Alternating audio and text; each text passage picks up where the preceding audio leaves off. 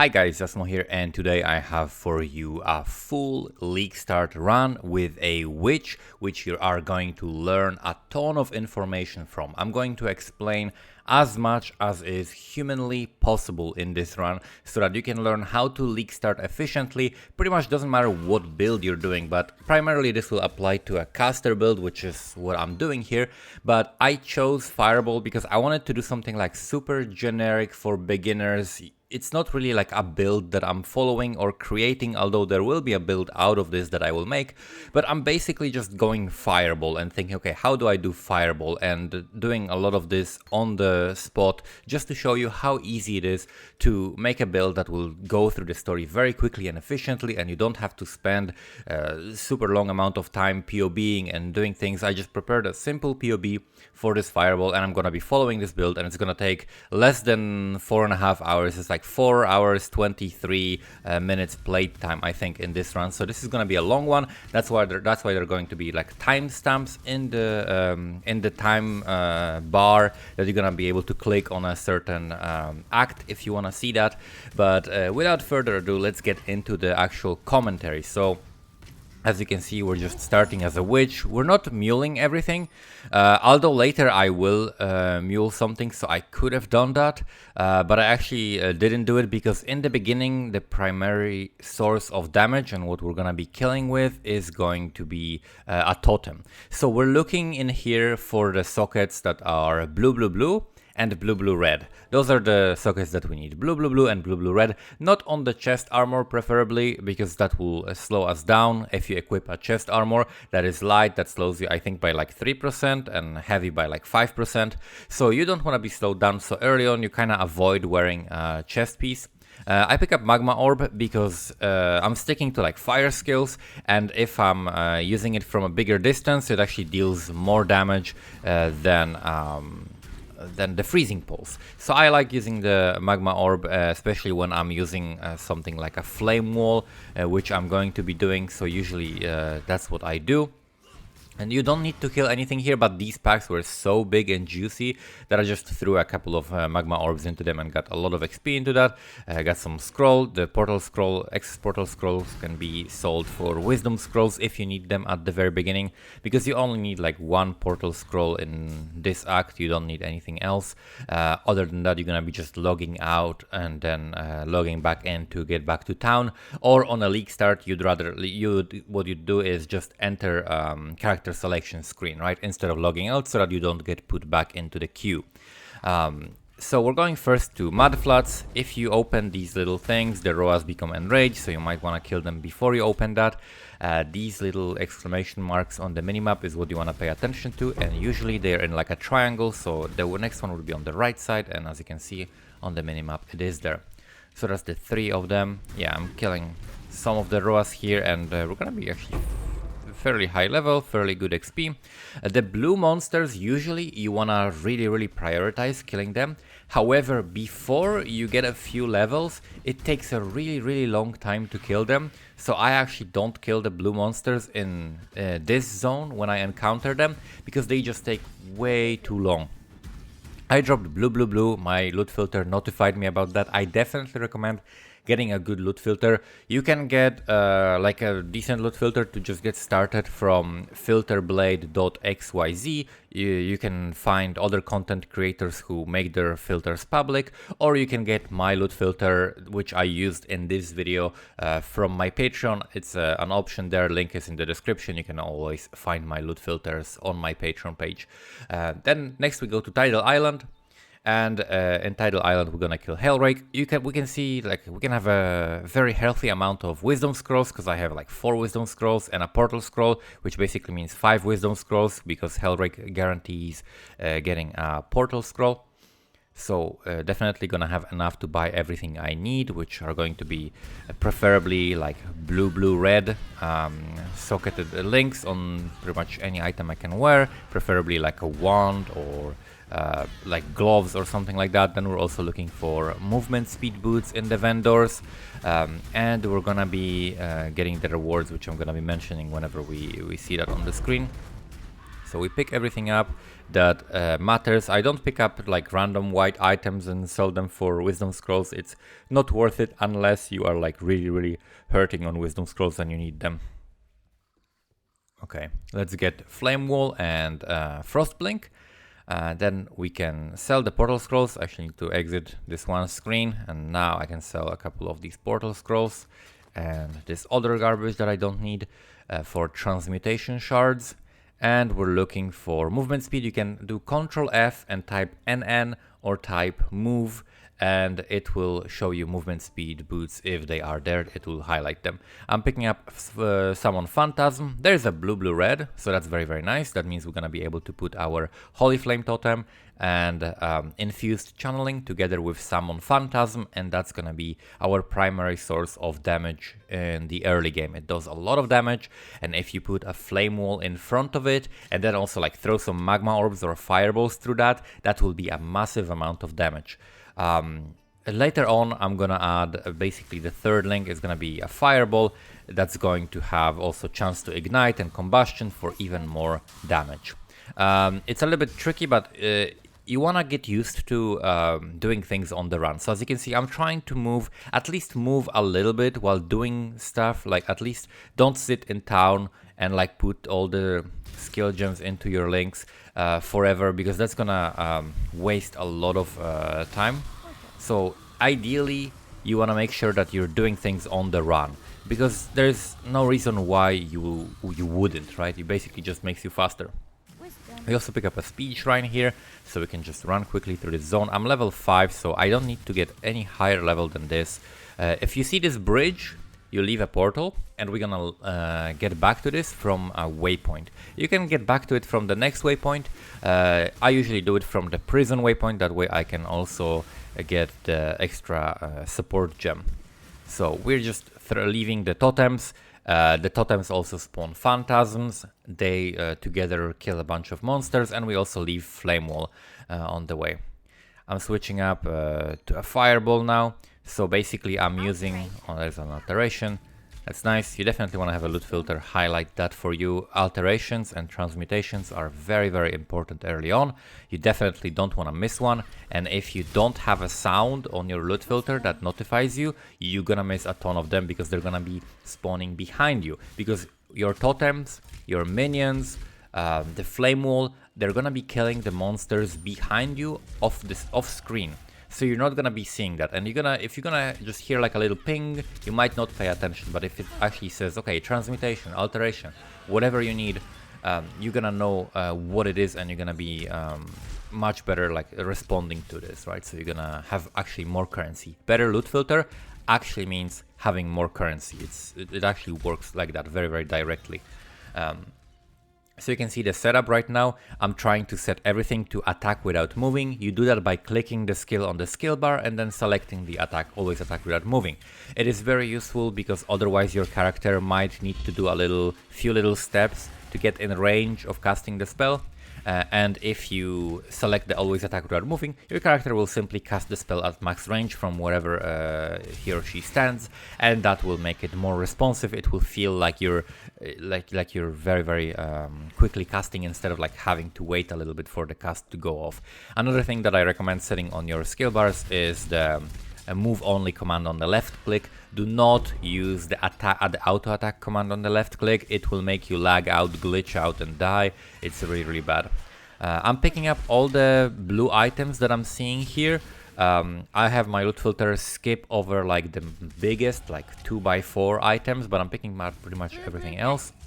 We got a blue-red shield, which in a pickle I would probably use here, even though shield slows you down a little bit.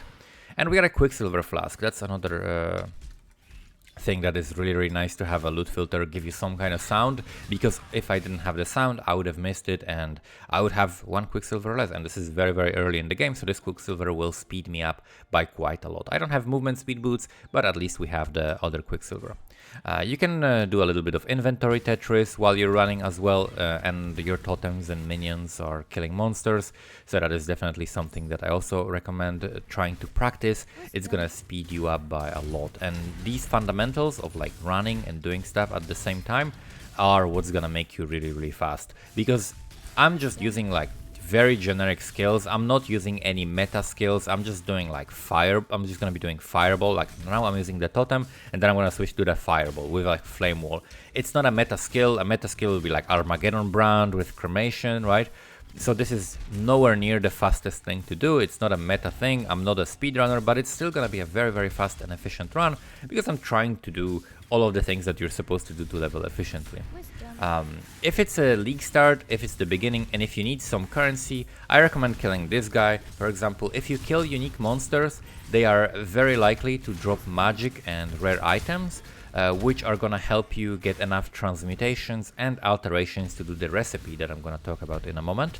And that recipe is going to give you a massive amount of damage. So we need to level all of the skills. You don't need to talk to Navali, little inventory Tetris to fit everything to pick up that shield.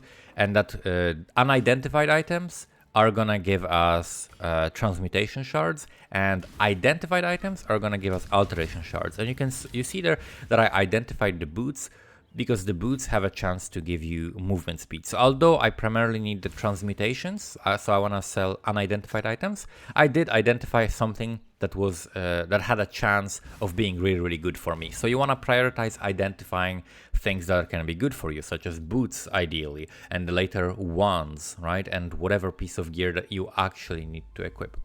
So we can sell all of this stuff to empty the inventory and to look for the movement speed boots as well as for the triple blue sockets. So I'm looking for like gloves with blue. I also want to make sure that I have like at least one green, one red socket somewhere, primarily like one green socket. We pick up efficacy here. Efficacy, and other than efficacy, I can pick up also combustion and elemental proliferation. I don't know if I'm picking up combustion here, but probably not because I don't have a second blue, so it wouldn't actually do much for me. I could pick it up, but I don't have another blue. So I'm putting with fireball elemental proliferation and efficacy with our flame wall. So flame wall is now supported by arcane surge, which gives it more spell damage on top of the arcane surge, more spell damage. And also with efficacy, which gives us more spell damage and more spell damage over time. So that maximizes the damage of our flame wall. We still have the 3-link totem, which has summon phantasm as well as infused channeling, which infused channeling just gives you like generic more damage dealt for channeling skills. And then we also have the fireball, which right now has elemental proliferation, which means the elemental ailments such as ignite are gonna spread to other nearby enemies. Fireball has also like a decent base chance to ignite. The elemental proliferation gives it more chance to ignite, and then combustion will give it even more chance to ignite, and enemies ignited by skills supported by combustion have reduced fire resistance. So I'm gonna be using fireball to basically ignite the enemies, and that will debuff them. And as you can see, I'm already dealing pretty nice damage because we melted that little crab.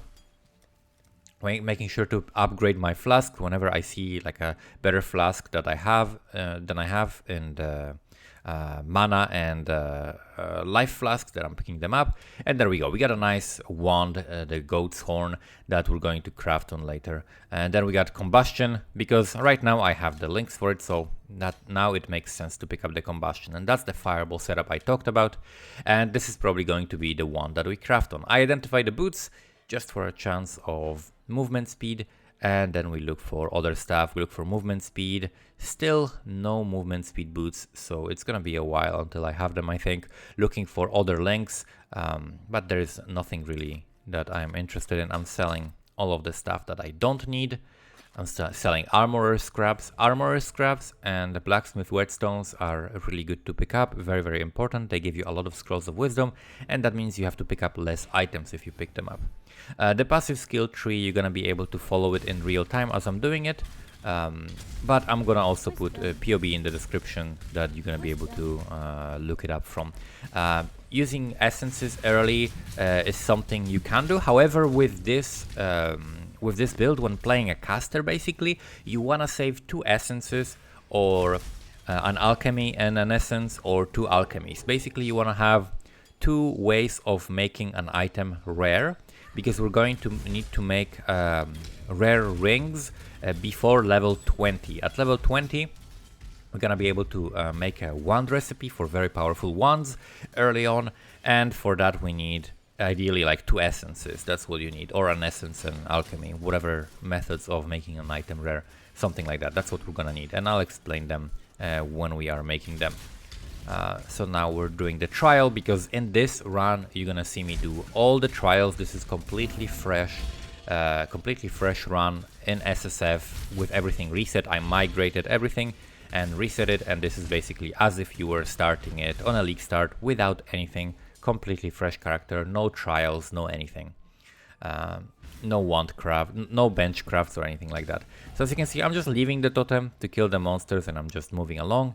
Next level I'm gonna be able to pick up the dexterity node, and that will allow me to actually use the smoke mine, which is a very good movement skill. That was a nice crit that just shattered all of those monsters, all those skeletons. So make sure that you're using your frost blink to actually damage enemies. You can like soften them so that the totems and phantasms actually deal more damage and actually kill all of the stuff quicker.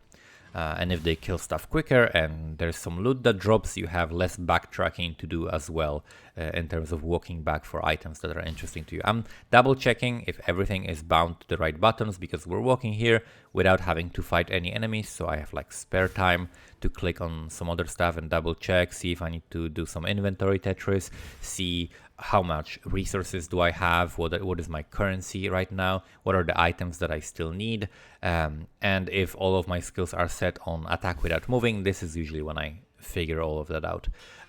We just place the totem, flame wall ideally on top of Brutus, and then throwing fireballs through that, and he's taking a lot of damage, getting ignited and taking massive amounts of damage, and he's immediately dead. And now we just pick up as much as we can, prioritizing the smaller items so that we can fit more items into our inventory. And then we go to character screen, spam enter, and we go back to town. Back in town, we're gonna sell everything. We're gonna get flame dash. We're gonna sell all of that. That will give us at least 1 transmutation orb. Yep, there we go, transmutation orb and a bit.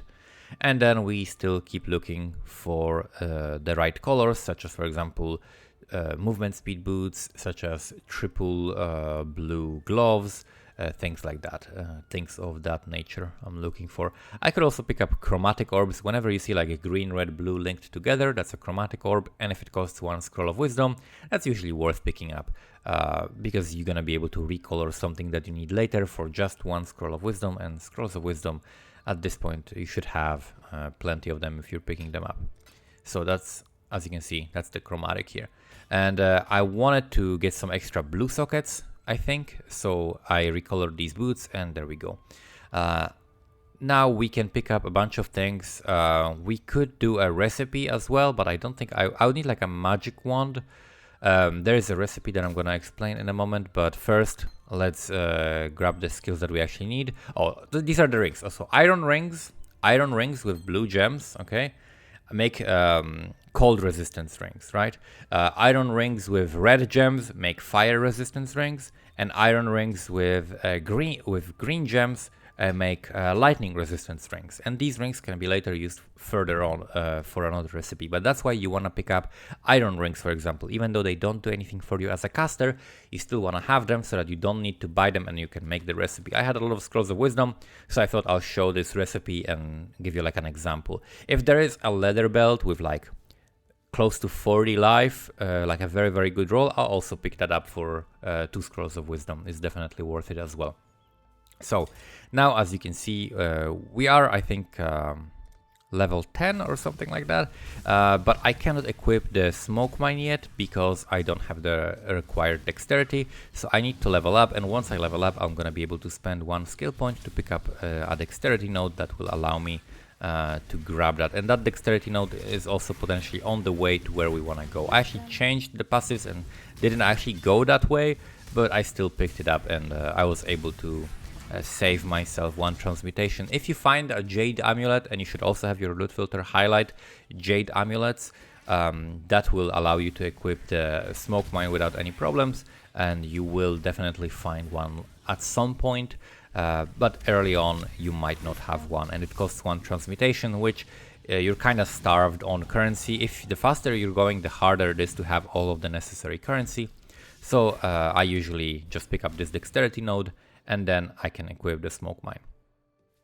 And with the smoke mine, we want to make sure that it's also set on attack without moving, because that will allow your character to throw it like max range without having to go to it. And you can do like a smoke mine and then quickly flame dash afterwards, so that you spend a lot of charges that are piling up while you're not using your movement skills, and that will allow you to use more charges. If you use more charges, then you're being more efficient, you're moving faster, and I definitely recommend using both of these movement skills. The smoke mine gives you a movement speed buff, which lasts for a few seconds. You can see it in the top left, this green face, the same icon as the smoke mine. So you definitely want to keep that up as much as you can. And then you use the other skill, the flame dash, because it's a little bit faster, unless you're using it like one after another instantly. But if you have a little bit of a break between using one flame dash and another, then it's gonna be like an instant cast. So it's definitely faster than throwing the smoke mine and then detonating it, and it's like max distance as well. So you want to use those 2 skills in combination if you want to go as fast as possible. We could be using at this time also Vitality. So if you are not comfortable with the low amount of health that, for example, I'm gonna be having for most of this run, if you would like to have more health, you can pick up more of the life nodes. There are definitely tons of different life nodes that are very, very close that you can pick up instead of going for the damage, so you can do that. As you can see, I grabbed the Alpha Flame, and then I went to the waypoint, and then I went back to the same zone to go to kill the pirate, and that way we're gonna be able to log out after killing the pirate and get the reward from it, as well as the gem. We're gonna be able to get everything and then just progress further without having to backtrack, without having to walk twice through the same zone or anything like that. So this should be very, very easy. Just place the totem kind of away from them, place the flame walls on top of the monsters, and then just shoot some fireballs whenever the Fairgraves appears, and he just gets melted. Yeah, so again, we just log out or get back to the character selection and log back in, and we get our skill point. We can check what's on these gloves. I kind of like the fact that it's all blue. I don't think I'm gonna need any red sockets because I'm not gonna be using Vitality, although you can do that. You can definitely use Vitality. Checking for more movement speed boots. No movement speed boots, no links that I need. So we just sell everything. And we have 1 transmutation now, 1 alteration, and that is unfortunately not enough to do the wand recipe. Whatever's from this reward skill get you doesn't matter, but what I would need is so right now I'm gonna pick up a red gem and sell iron ring with the red gem. That gives me a ring, fire res ring. Okay, now I need to make this magic. Okay, we make this wand magic, and then we sell magic wand with ring of resistance that is normal quality and with alteration, and that gives us a magic wand that gives us a fire fire damage added to spells, like flat fire damage added to spells, and that is a massive upgrade to our damage, especially for skills that hit very frequently, such as the totem. The Holy Flame totem now is gonna be doing way more damage with this wand craft, and this is definitely something I recommend. The level requirement for this wand is level 8, I think, so that's the earliest that you want to do it. Usually you do it like right after Brutus, because Brutus gives you a bunch of blue items, so you're gonna be able to have the alteration and the transmutation if you don't drop any. So you need like 1 transmutation to make the wand magic, because you want to use a wand that has the right links, right, and the right colors. So 1 transmutation to make it magic, 1 alteration for the recipe, and 1 ring of resist. And since we're doing all fire damage and I want the fire damage, then I'm using fire resist ring. So I just bought the iron ring, and you can find an iron ring, and also the red skill gem, so you want to buy a skill gem that costs only 1 scroll of wisdom, such as the Holy Flame Totem, and that is the recipe. You can also use magic ring. If the resistance ring is magic, that's gonna be a level requirement 14, and it's gonna be a little bit more damage. And then you can also use a rare ring, which we're gonna need essences for, so that's why we're gonna save 2 essences and make 2 rings rare. And then we're gonna do the same recipe but with rare rings, and that is gonna give us a better tier, added elemental damage to spells, and that's gonna be fire damage, because that's what I'm gonna be making the recipe with, and that's gonna be level requirement 20. So now we got Merveil, we're gonna pretty much nuke her. We put Flame Wall on top of her, ignite her with the Fireball, and the Holy Flame Totem is doing a ton of damage to her. So she's just being ignited and melting. Very large amount of damage that we're having right now. And I have 2 sapphire rings that I made from iron rings earlier on, and spare blue gems that I had that I didn't need, and that gives us a lot of fire res. And now I think she's just gonna melt in this spot, and that's it. So very quick Merveil fight. Now in Act 2, we're gonna need a little bit more of alterations, so you're gonna see me identifying more items. Alterations is what you need to buy the skill gems. In this act, in previous act, we needed only Scrolls of Wisdom and Transmutations, and here we're gonna need alterations. So I'm gonna be buying potentially Skitterbolts, Herald of Ash, Wave of Conviction, Controlled Distraction, Elemental Focus. There are like 5 potential skills that we want to buy. I think I'm going to be buying like 4 of them. So I'm going to need like 4 alterations from this. So I'm definitely going to be like identifying things like boots and seeing if there is some movement speed on them. Identifying rare items because they have more mods on them. And they can potentially sell for more alteration shards than the magic items. So I'm selling here, oh, okay. I'm trying to sell a couple of shards for a Scroll of Wisdom. I don't necessarily need that Scroll of Wisdom immediately, but I'm gonna need it in a moment to identify Quicksilver Flask that we're gonna be getting here. I don't necessarily need to get this Quicksilver Flask because I already have 2. And the third one doesn't speed me up that much, but it still speeds me up. There we go, another essence. This is a 3rd essence I find, which big abundance of essences. That's actually a lot of essences in this run, which means I can start spending them. Now we leave a portal next to the den, because when you exit the den, it puts you a little bit back in this zone. We got a chest piece that I could potentially equip, and we got a carved wand that is the right colors for me to do a craft on. So that's definitely helpful. I can also craft on the weapons I already have, and I'm definitely gonna need the blue red, but I wasn't sure if I'm gonna need the blue red or blue for my second one, because I wasn't sure how long am I gonna stick to the totem, and how soon am I gonna switch to the fireball. I'm gonna actually switch to the fireball quite a bit later, after I do my first lab, when I get like 100% chance to ignite, so that I don't need any more chance to ignite. There we go, we got some boots with movement speed. That is very nice. Movement speed, some resistances, some life. Perfect pair of boots for this time. Very happy with those.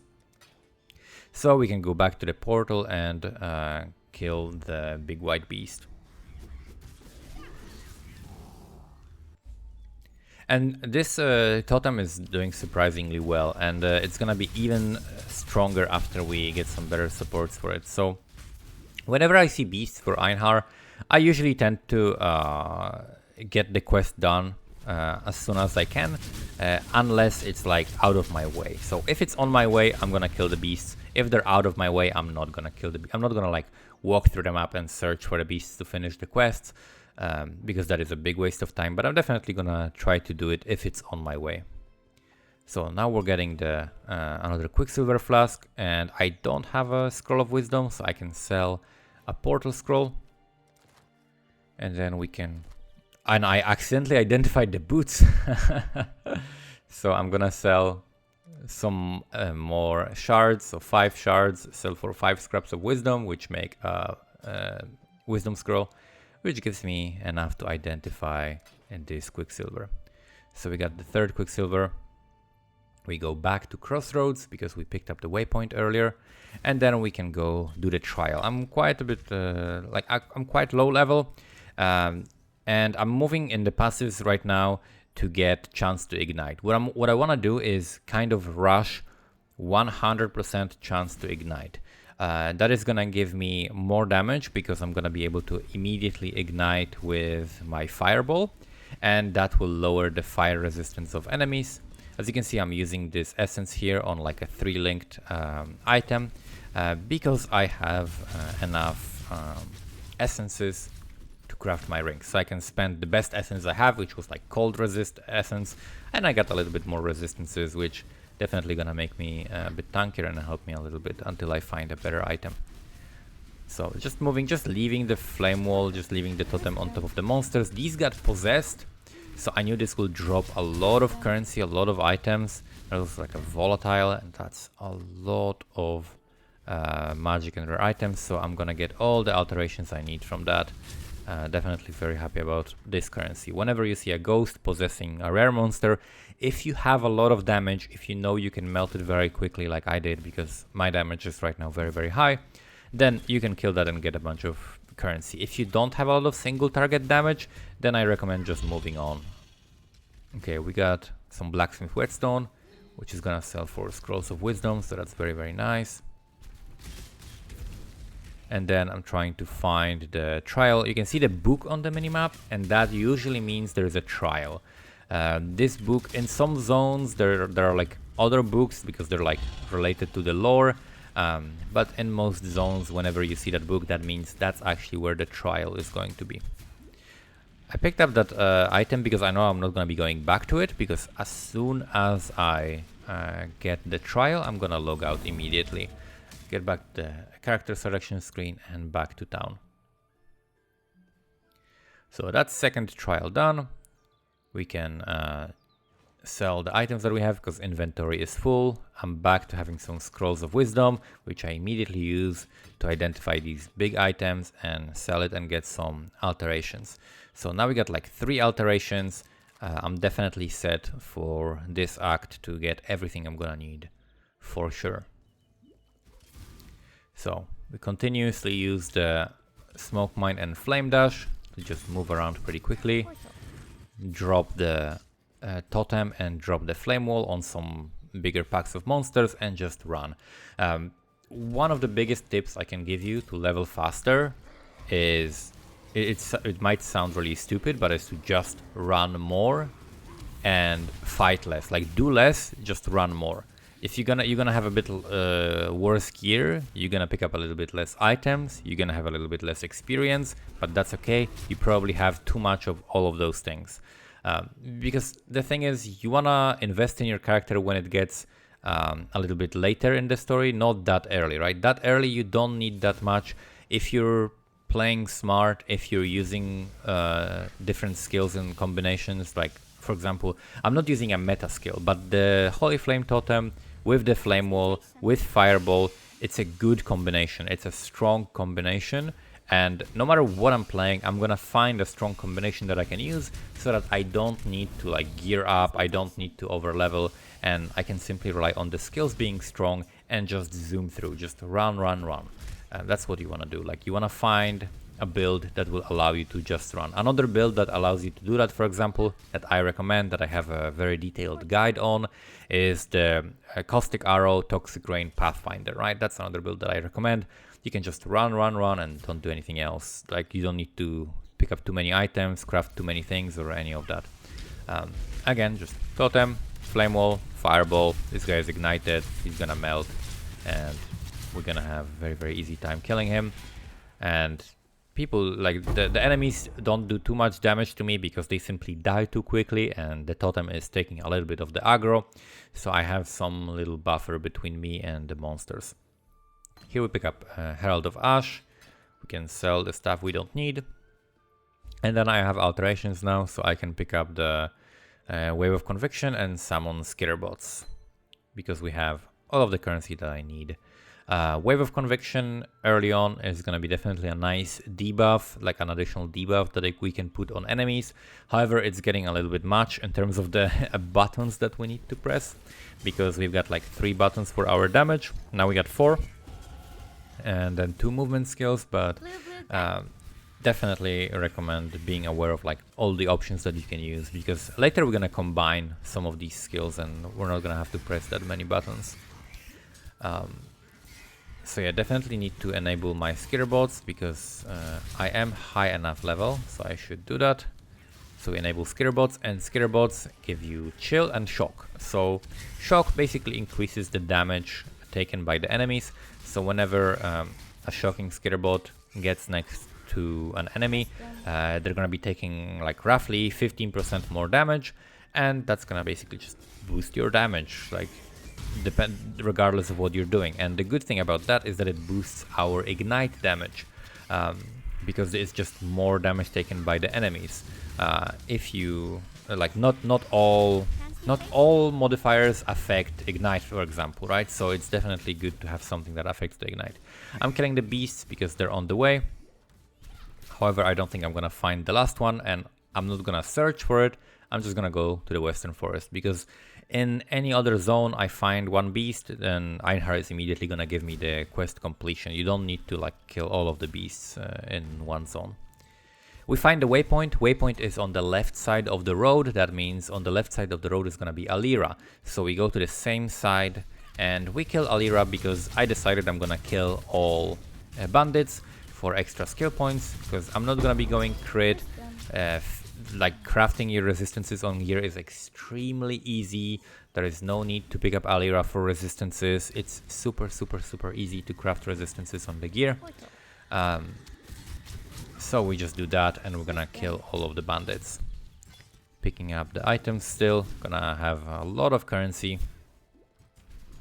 Dropping the totems and just moving down the road. Moving down the road to do the way forward quest. And after the way forward quest, we're gonna do the Weaver. So we do like a little loop. Like we find the waypoint, we go to whatever side of the road that the waypoint was, do Alira, go down, do the way forward, and then go back up on the opposite side of the road, find the Weaver, right? And that way we do everything, like we visit this zone only one time, do everything in here, and log out at the end without having to use a portal, because we don't have to come back. And that's the way I prefer doing this zone, and it's definitely the fastest way to go about it. Doing a little bit of inventory Tetris, because I know I'm gonna need to fit 1x4 item, the Maligaro Spike, I guess, right? The Weaver item.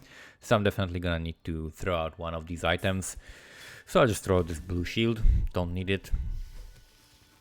It's not worth going back to town to sell items. Just throw out one item, you don't need it. I got locked in here between these monsters because I accidentally switched my weapons. So that put other skills on my skill bar, and I wasn't able to use my actual skills. And fortunately I realized that in time, switched back, and did not die to it. Although I'm gonna be dying a little bit later on in this run, because we are very squishy and we're just like prioritizing speed and no defense.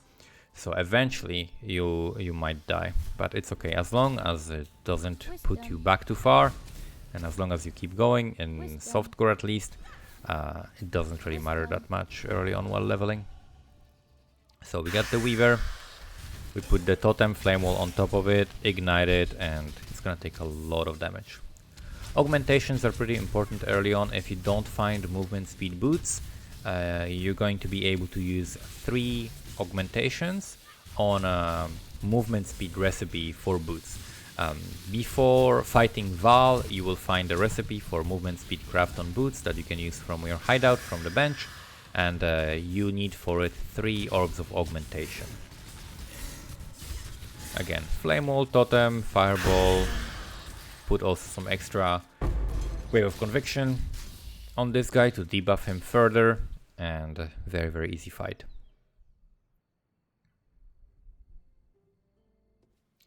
So we can just sell all of that stuff. I can identify like large yellow items, like large rare items, are gonna give you a lot of alteration and some alchemy shards.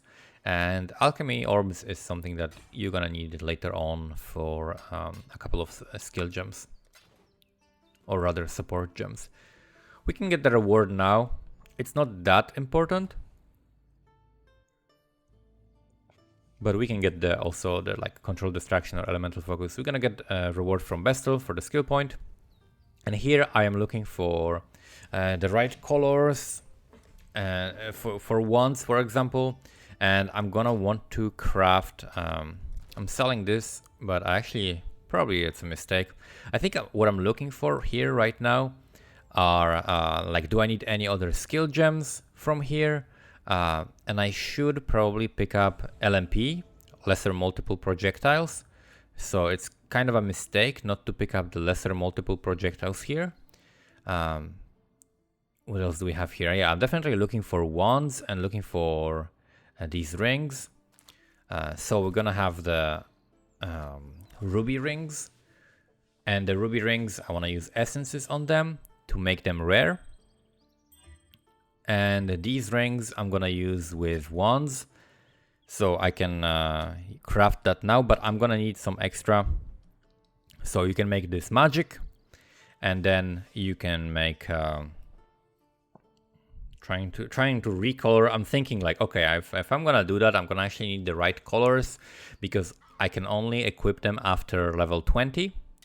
So I'm like, wait a moment, I actually need this right now. So like I made it magic, and then I'm like, wait a moment, this is gonna be level 20. So if I craft that, I cannot equip that right now, right? As you can see, level 20. So I'm actually, okay, I still need the red one because I still need to use the flame totem. So I got like confused for a second. Wait a moment, I still need to do that. So I need to wait with that craft until I'm actually level 20. Because I wanted to craft ahead of time since I have the resources to do that right now. So let's order the inventory. We can destroy this ring. We don't really need it. And then we can just craft the ones after I'm actually level 20. But I have all of the resources already, and I'm moving toward even more fire damage on the tree. Later on, that's gonna be replaced by like cluster jewels and stuff like that, but that's gonna be something that I'll show in another video where I make this into like a full build. This is just a showcase of like how to league start as a caster, as a super generic caster. Like it doesn't get any more generic than just fireball, you know, like fireball witch is just like the most generic build you can ever imagine.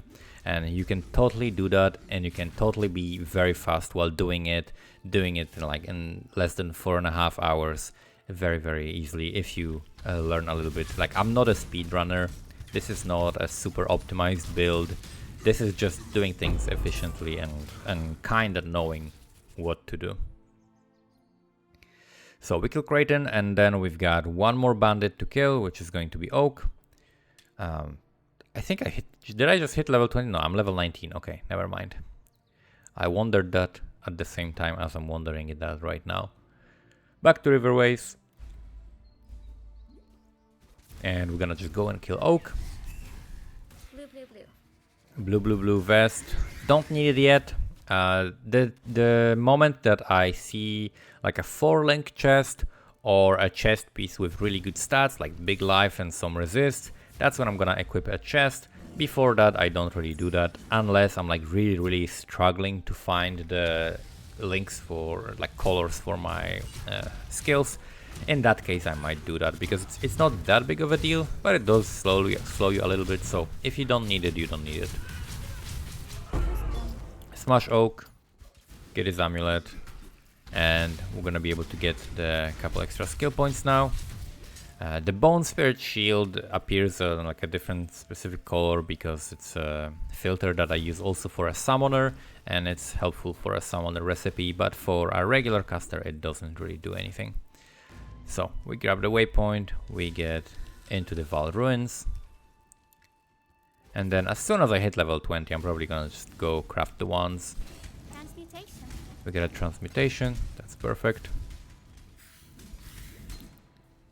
This looks like a kind of a weird layout. The Val Ruins layout usually is shaped like kind of like a number 2 or letter Z or S or N. It's just like a zigzag. Like right now I'm going down, and then it might go like left, down, right, something like that. Like it usually goes in one direction, and then I would expect it to go like to the left now at some point, but it still keeps going down, which is unusual for this. It goes down pretty far. So I'm like, you can see I'm sticking to the left wall because I'm expecting it to go left. But for some reason this layout is not going left. Just leaving the flame wall. I hit level 20, so I'm just gonna go and craft the wands, get it over with. You can also do that on Val Oversoul while he's like popping up. That's usually when people do that. And there we go. We got a couple of wands. Now we replace the old wand. You can keep it like, if you craft wands like that, you can keep it for another character in your stash. You can also go to the crafting bench and put resistances on it. So like lightning and fire resistances, for example. That's what I recommend doing early on, because that's what you're gonna be needing at the beginning of the next act. So lightning and fire res. And that's how you craft the wands. It helps you with the resists. The craft that is the added fire damage to spells or lightning or cold is a prefix. And a magic item can have one prefix and one suffix. And resistances are a suffix, so you can easily put the resistances on that item every single time. So it's like a guaranteed empty slot for your resists that you can always put. The other thing that you want to do, like the other place you want to put resists on, is you get like decent resistance rings.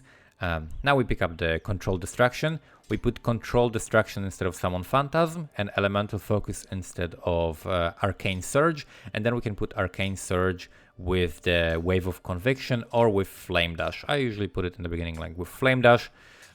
And that way we can have all of these things combined. Like now we have the Holy Flame Totem with Control Distraction. And the reason why we put Control Distraction and not Elemental Focus there is because we don't care if it crits, it's just a totem, but it's all spell damage. But it's not all elemental damage because half of it is physical.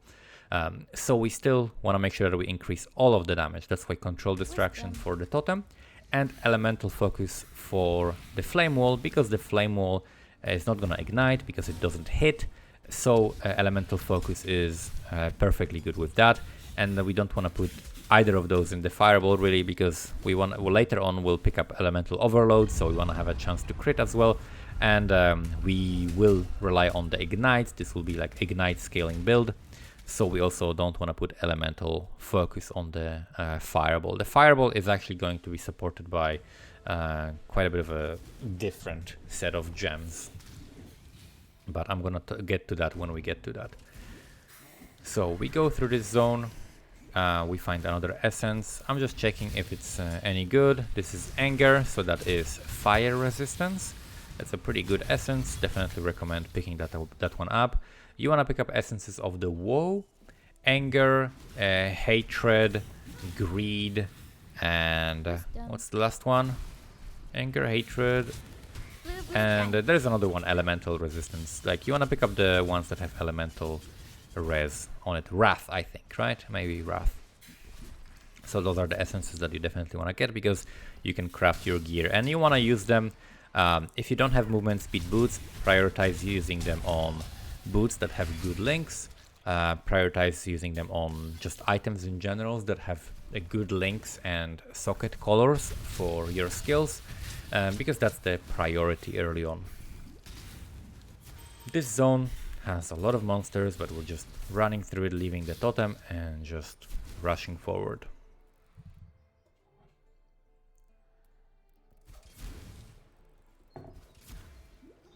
We're pretty strong at this point. We have low health, but we're very, very, very strong in terms of the damage that we're dealing. Our setup is just massive. We've got the totem with good damage links. We've got basically three links that deal damage all at the same time, and two of them we can set up ahead of time. I can place the totem I can place the flame wall on top of where the enemy is going to spawn. And then as he spawns, I can do Wave of Conviction and Fireball. So the Fireball, the Totem and the Flame Wall are 3 links, and then also Wave of Conviction. So we're stacking so much damage, we're piling up so many different fire skills on top of each other that it can compensate for any lack of power that I might have. So at this point, you don't really need to be too high level. All you need to make sure is that you have the right links and sockets. Oh, I'm picking up from here. I think I remember now that I need the LMP. So lesser multiple projectiles. That's gonna be one of the links in our Fireball. And the other one is going to be Pierce. And you're gonna see at some point later on, I'm gonna basically make a Ranger, run it to town, and put that Pierce from the early levels into the stash to get it for this character, so that we don't have to run lab or anything like that. The Ancient Pyramid. I'm not talking too much about layouts because first of all, I'm not that good with layouts myself. And secondly, like whenever I see something very notable, I'll mention it. But a lot of the time, layouts are much easier to figure out when you understand like a fundamental thing about the level design.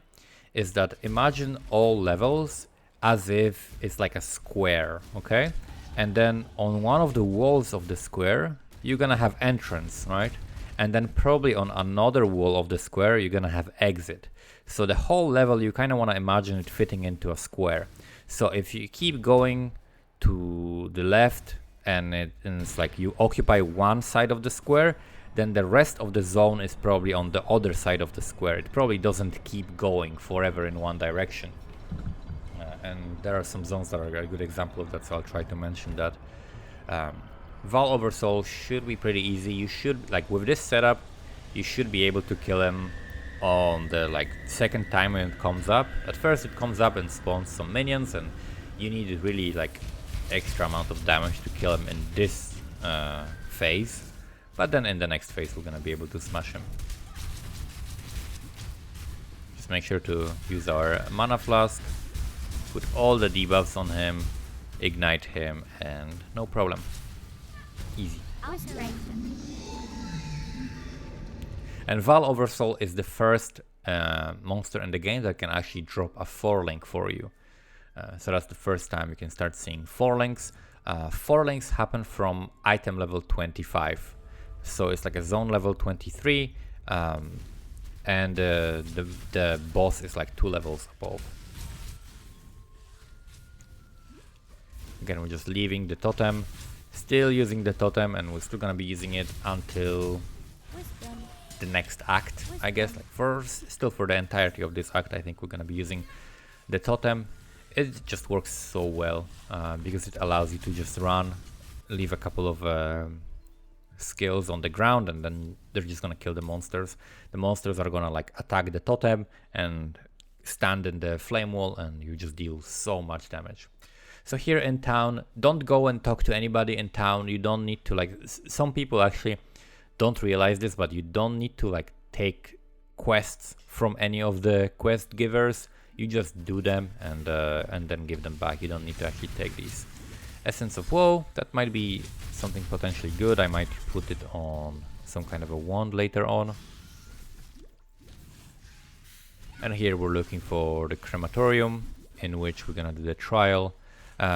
Crematorium, it might seem like you need a fire res for it, but if you can craft some extra res on your gear, I actually recommend the lightning resistance, because Piety, which is the fight at the end of Crematorium, is dealing by far like the most damage in that zone. The fire damage can be very easily avoided, but the lightning damage from Piety might be quite tricky if you don't have any lightning resistance. I'm also not doing any of the rituals because this is still in the ritual league, but I'm skipping all of the league mechanics so that you can see that this is applicable to like any league you play this on. If you're playing it in the like Ultimatum League, if you're playing it in any other league, it's gonna be just fine because it doesn't require you doing any league mechanics.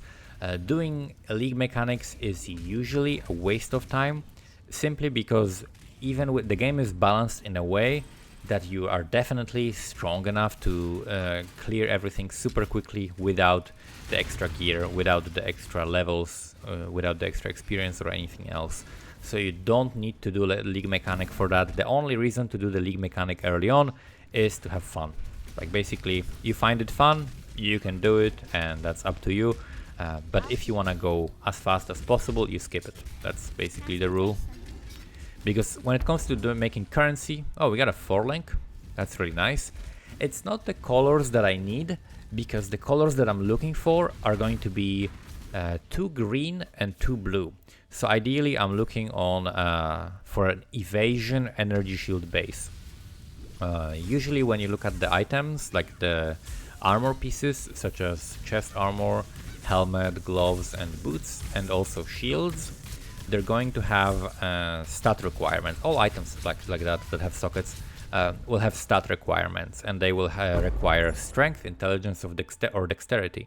Depending on the amount of the stats that they require, it's going to increase the chances for these items to roll certain socket colors. So an item that has very high dexterity requirement is going to be an evasion base if it doesn't have any other stat requirements, and it's going to be much more likely to roll green sockets than any other. This is great amulet, 23 dex and strength. Dex and strength are the stats that we are lacking in our skill tree, and we need some of them for certain skill gems. And then also we got like 40 life, and I put some fire res on this belt.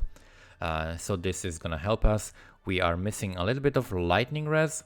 So I'm looking for the items. You can press Alt while hovering over an item, and then you can see whether it has like full suffixes and prefixes. So you can, a rare item can have maximum three prefixes and 3 suffixes. If a rare item has less than 3 suffixes, that means it can have additional one added from a crafting bench, for example, which means you can put resistance on it.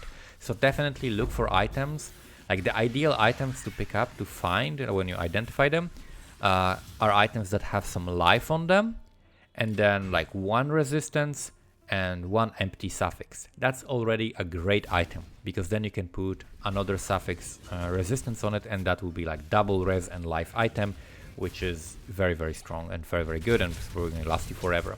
You can see these little like bridge on this side. This means that we're gonna have to go like to the left side here, right? As far as I know. Or actually, maybe it would have to be here. No, I think in this case we go to the right. Yeah, I think in this case we go to the right.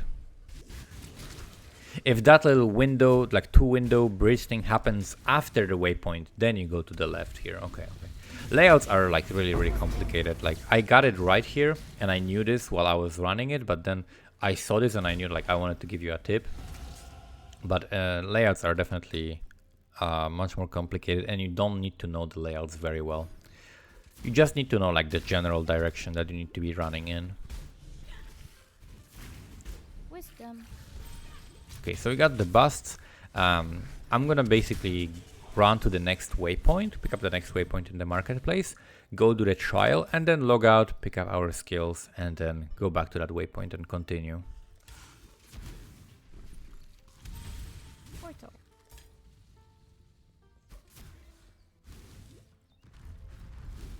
Yeah, we grab this waypoint, and then we go to catacombs.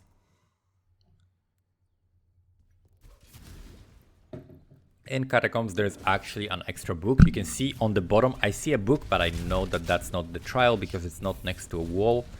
So I know that cannot be the trial. So I continue going here, and this is the actual real book for the trial. You can use a smoke mine to jump through here, pick up the crafting recipe,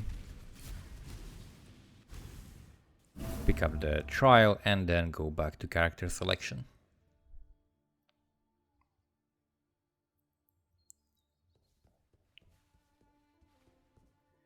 You can do the vendor walk, you can see me doing here.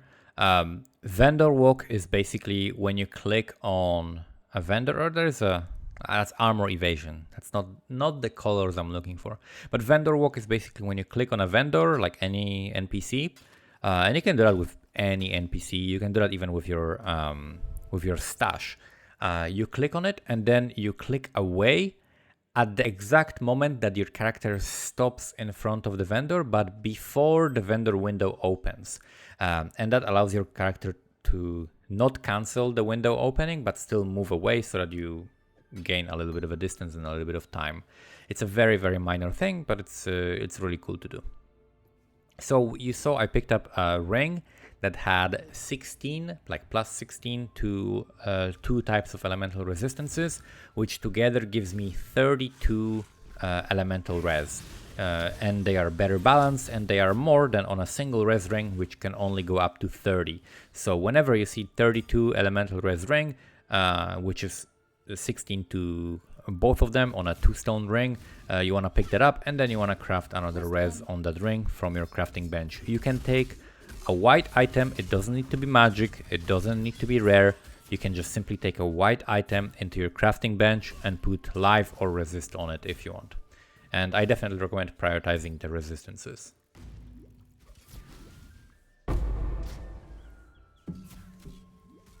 Pick up the quest item.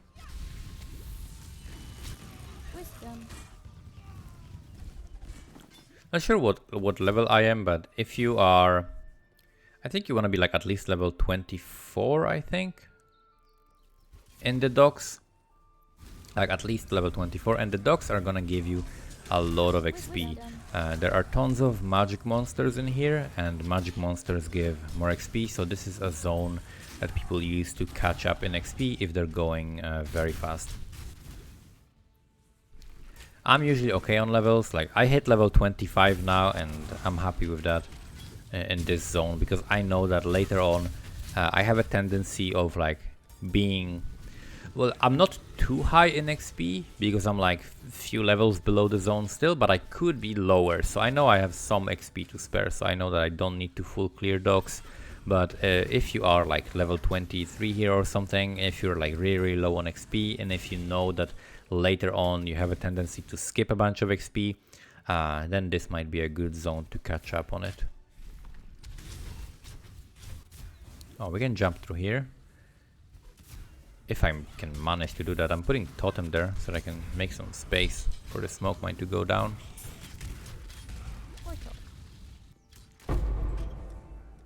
And here we can just log back and go to the battlefront.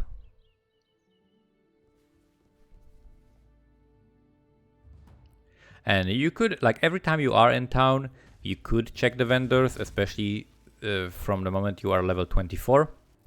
Because the vendors can have a 4-link for you since you're level 24. But the 4-link that I need is gonna be green, green, blue, blue.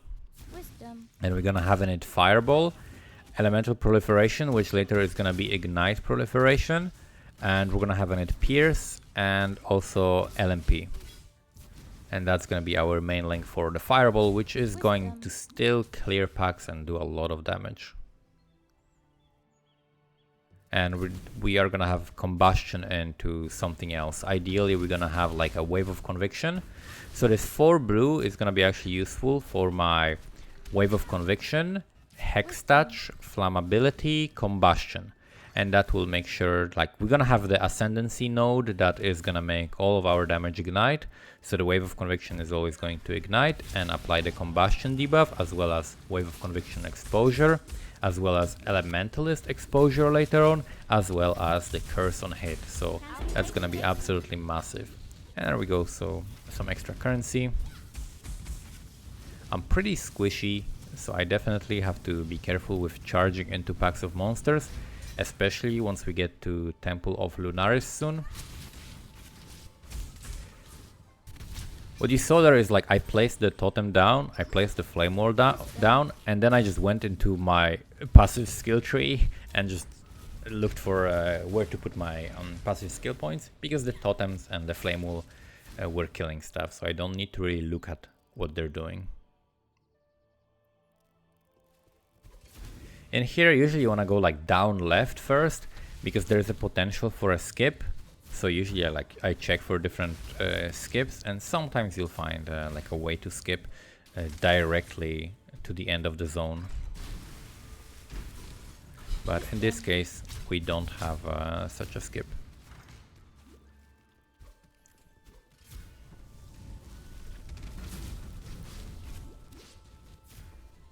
Okay, there's a corrupted zone, so it's probably not that way, so we're going down. And usually also you want to follow the carpet here. If you follow the carpet, usually you're going in the right direction.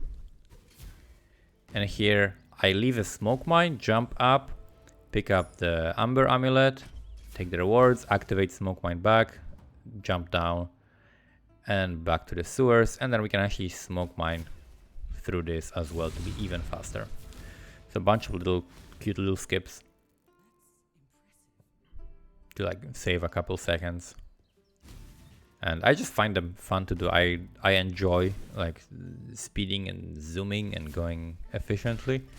It's really, really fun to do. Like a lot of people have this issue with leveling new characters because they think it's just boring to level a new character. But once you start learning like how to do it faster, it actually becomes much more fun. We skip Gravicious because he doesn't give us anything that we need. But yeah, it becomes much more fun because you simply start like you like desensitize, you change completely what you focus on, right? Like if you level really quickly and if you start caring about the times, then you're more aware of like, okay, how quickly am I doing this act? How quickly am I doing this act? And all you want to compare yourself to is your own previous runs, right? So I definitely recommend getting like live split or some kind of a timer and just play the game normally and see how long it takes you to do, let's say, Act 1 or the whole story, like whatever you want to practice, right? I definitely recommend starting with just Act 1. See how long it takes you to do Act 1. And then figure out the build you want to do, figure out all the skill gems you need to pick up, how much they cost, how to do the wand crafts, figure out all of the passives ahead of time, and then practice that a couple of times and see how much time did you gain. And once you see like the progression, once you see that, oh, I actually did like 5 minutes quicker. That's a massive amount of time that like in the beginning you're gonna get the biggest gains. So you're gonna actually have you're gonna be making the biggest improvement, and it's the most important improvement because if you can like practice for a week and get like couple hours off of your runs, that's gonna be a big improvement. But the longer you practice, the better you get, the less of an improvement you get. So it's not that important, right? You don't need to get super good at it. You don't need to become master of speedrunning. But if you just put a little bit of practice into it, you're gonna be way faster. Like you're gonna get the biggest benefits from that. So I definitely recommend learning how to level a little bit more efficiently. So I'm trying to put out this video as a full run because there is just so much information that it's impossible to make like a comprehensive video. You simply have to get exposed to it. You have to watch runs of people, you have to watch commentaries, you have to ask questions, you have to like figure these things out, like because there's just no other way, right? You have to somehow acquire all of this information because it's mainly the information. Like I'm not some kind of a mechanical god, but I'm managing to like do it faster and faster every single time. I was so surprised actually when I did this run and I like typed /played and it's like at the end after killing Kitava with all the labs it's like 4 hours 23 minutes. I'm like, wait a minute, that's like the time I get with something that I practiced a lot, and this build I have not practiced really before. This is just like a fireball build. It's not something that I play. It's just like generic caster with whatever random super basic skill, and actually you got a pretty decent time. So once you get the fundamentals down, you're gonna be faster no matter what you do, and it's gonna pay dividends later on. So I definitely recommend doing that. We're gonna kill Piety here. We have very low life actually, like quite low life, but we have decent resists. I think like at least like 60. Maybe lightning res is kind of low, but we need to be just a little bit careful. We might get yeah, my lightning res is pretty low, so I need to be kind of careful. But We do a fuck ton of damage. Granite Flask as well. Yeah, we do a lot of damage. So we can go back to character selection and pick up our skill point and then go to the gardens. So I'm still gonna be checking for the 5 links. Sorry, 4 links, not 5 links. 4 links. And hopefully we'll find something. Like these armors are okay base. So if I have one fusing, so I could have purchased that maybe and tried to link it, but then I would have to still use chromatics and hope for the right colors, because it still didn't have the right colors. It had the potential for right colors, but it still was not guaranteed that I will hit them in just 2 chromatics.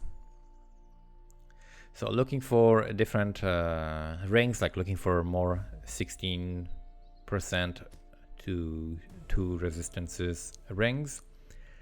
And then probably gonna go, I was thinking like whether I go for elemental overload or I go for these damage nodes, and I think I'm gonna go, it's like 30% increased fire damage at this point. Still should add a decent chunk, and some AoE, which I'm gonna need for clearing with fireball, definitely is gonna help. You could be using different auras, but I think Skitterbots are like generically just very, very good. Like I like Skitterbots for leveling pretty much anything. They will give you more damage than most other skills. They're just like super good generic skill to use no matter what deals the damage that you are dealing. No matter like what kind of skill you're using. Whether it's minions, whether it's spells, whether it's attacks, Skitterbots, whether it's like damage over time or direct damage. It's just really, really good.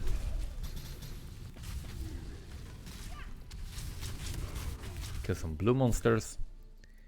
Pick up the waypoint, and I usually prefer skipping library, like unless it's like completely absolutely necessary. I prefer to not do the library. It definitely saves the time and there is no real need to do it. That was a lot of damage. That guy just got destroyed. So this is the last trial for the first lab. And we're gonna go back kind of like where the waypoint was.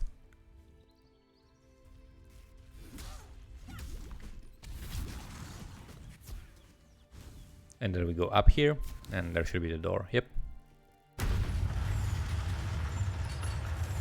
For Dominus fight, you want to have decent fire res and ideally capped lightning res.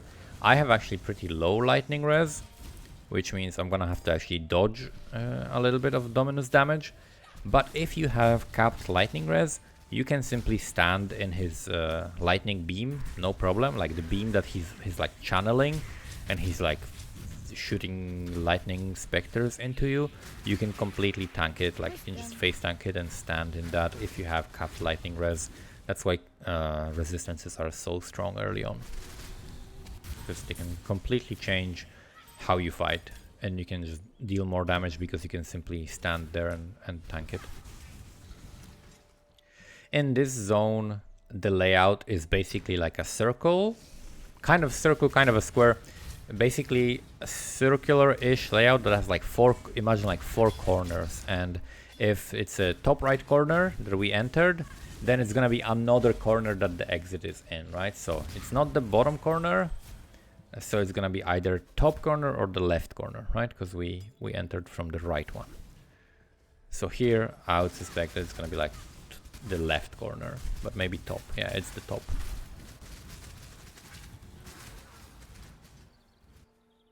And here we entered, you can see we entered on the bottom corner, so now it's probably gonna be the top corner. That's why I'm heading up there. There's a waypoint in the top corner, so maybe it's gonna be the right one, right? So that's why I'm going, yeah, it is. So if you see a waypoint, then the entrance up is not gonna be in the same place.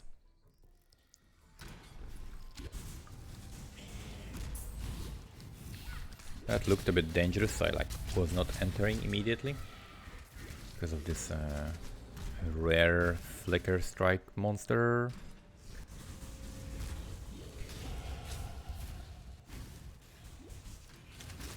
We are level 30 right now in a level 33 zone. That looks about right. Usually you want to be like a couple levels below the zone. And that lets you know that you're not killing too much. If you start approaching the level of the zone, just run more. You just need to run more. That's, I think, like 90% of the players, that's their issue. If you want to get faster, you just need to run more and kill less. Fire damage AoE, fire damage cast speed, kind of like the cast speed for a little bit of a shorter animation. Fireball has kind of a long cast speed, so definitely some extra cast speed will help.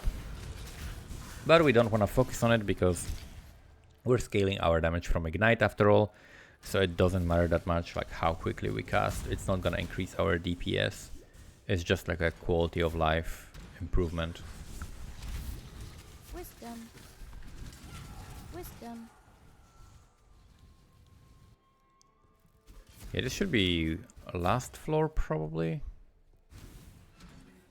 I always forget whether this is the last floor or one before last floor. It is the last one. Nice. Wisdom. Here, the most dangerous enemy here is probably the guy that does like a leap slam with like a shotgunning 3 projectile. It looks like a lightning strike, but it's actually like fire,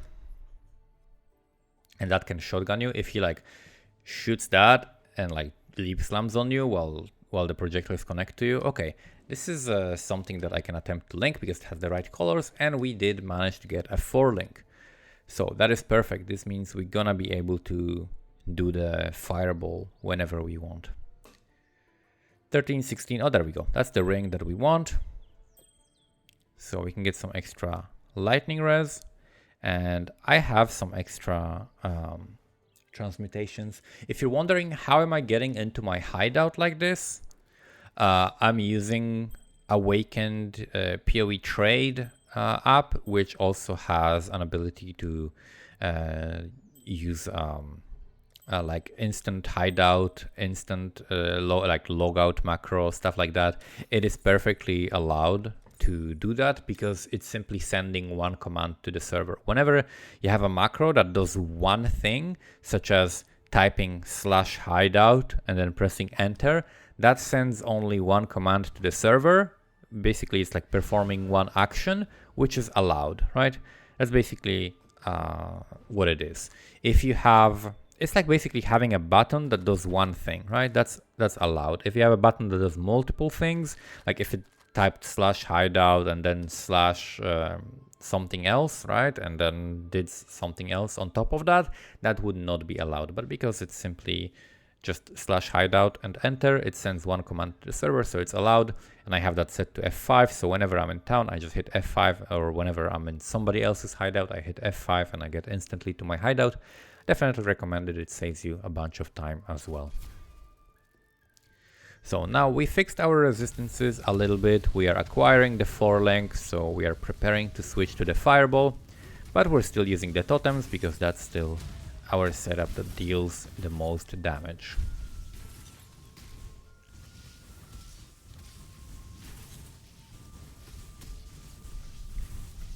Okay, we got the cycling guy. Now we need to find this lady that keeps putting the spark totems. Wisdom. Flame totem down. The most dangerous guy here is the Reeve guy, because you can't dodge his damage. Like, you can't avoid his damage, it's just like physical attacks that deal a lot of damage. This guy is pretty scary, but we got him. Okay, totem, flame wall, fireball to ignite. And I'm gonna hide from these because I'm not capped on the res. But he should be dead very soon. Trying to put flame wall on top of him. He's just running around like a headless chicken. And he's dead. The second phase is a bit tricky because he bleeds you, so you definitely want to make sure that you have a life flask. You can open a portal ahead of time, like kind of on the side, And if you see that you're taking too much damage and he bleeds you and you're taking the bleed damage and you don't have another flask, you can just enter the portal and reset that way. But here I think we'll be fine without doing that.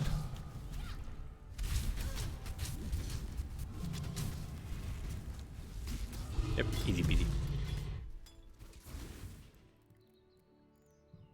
Okay, and now Act 4. Act 4 is where we're actually gonna continue to keep like transitioning and setting up our skills. Usually the first acts are you're gonna be focusing on that, and in the later acts you're just gonna be zooming. So in the first, like usually first 3 acts, depending on the builds, maybe first 4 acts is where you're gonna be setting up your character. You're gonna be buying all the skill gems, you're gonna be getting all the support gems, you're gonna be looking for all the links like socket colors and stuff like that. And that is the part that I would recommend practicing the most, because afterwards it's nowhere near as complicated. Afterwards it's mostly just running through the story. So we're level 31 now, which is pretty good. Essence of Anger, that's a good one, that's the fire res.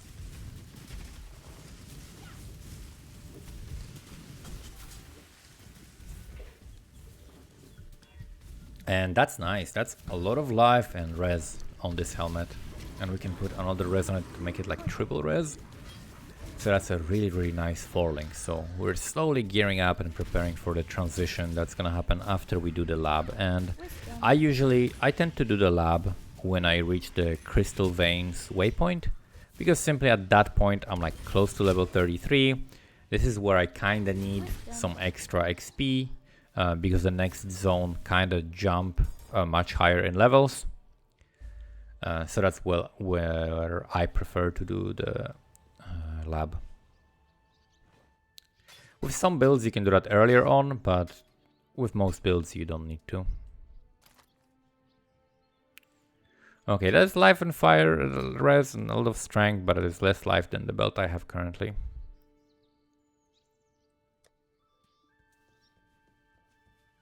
Still looking for 4 links. I have still the 4 link in the stash tab that I put it there, like 4 blue.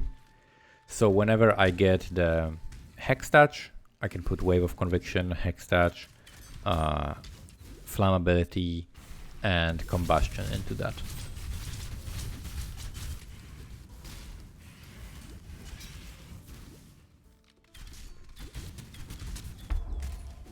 Okay, we got another 4 link. That's very nice. So I'm probably gonna spend an essence on these boots and then maybe try to recolor it, maybe not. It could be just like Smoke Mine, Flame Dash, Arcane Surge, and Skitterbots maybe. No, Skitterbots would have to be unlinked, because they would get bigger mana cost if they were linked to Arcane Surge.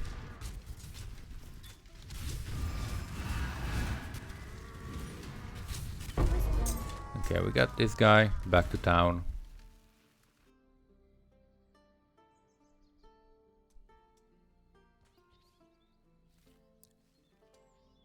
Yes, I could also try using Orbs of Alchemy, but this is a mistake actually. What I'm doing right now is actually a mistake, because I'm actually going to need 2 Orbs of Alchemy to buy my skill gems. This is why preparation is important.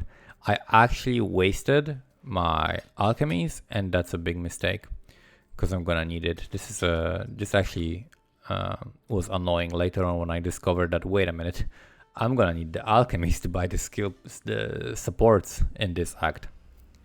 But not for a while now. But yeah, that was a big mistake that I made in this run.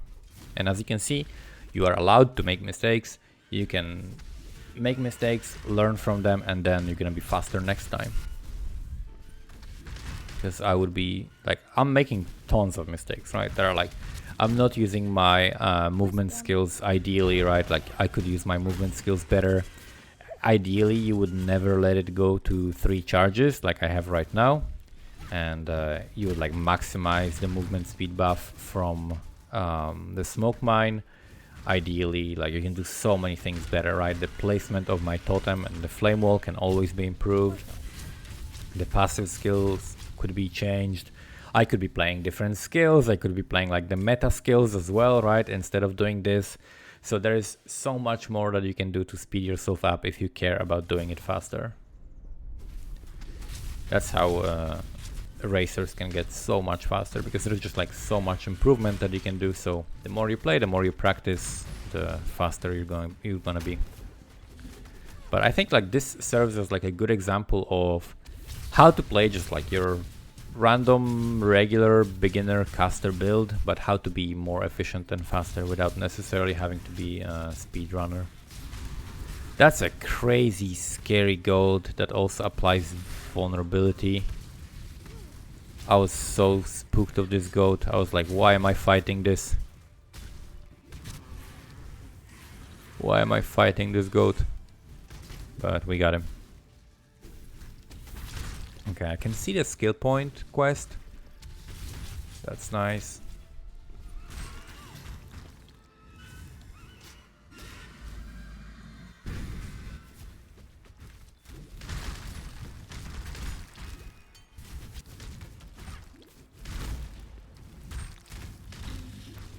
Wisdom. We get the shrine that summons some skeletons around us. We can jump there actually. Or can we? Yeah, we can. Okay. And almost die. Should have killed that beast there, because that would complete my Einhar quest. So that was another mistake that I made. We're level 33 now, in a level 36 zone. So you see that like the zone is gonna run away from me now, because now it's gonna be even higher level. So that's a good time to do the lab, as soon as we get the waypoint here though.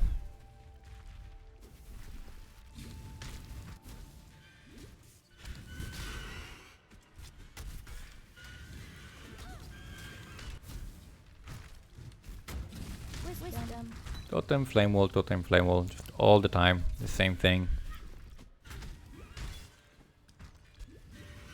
And I don't necessarily need to put the flame wall everywhere where I'm putting it down.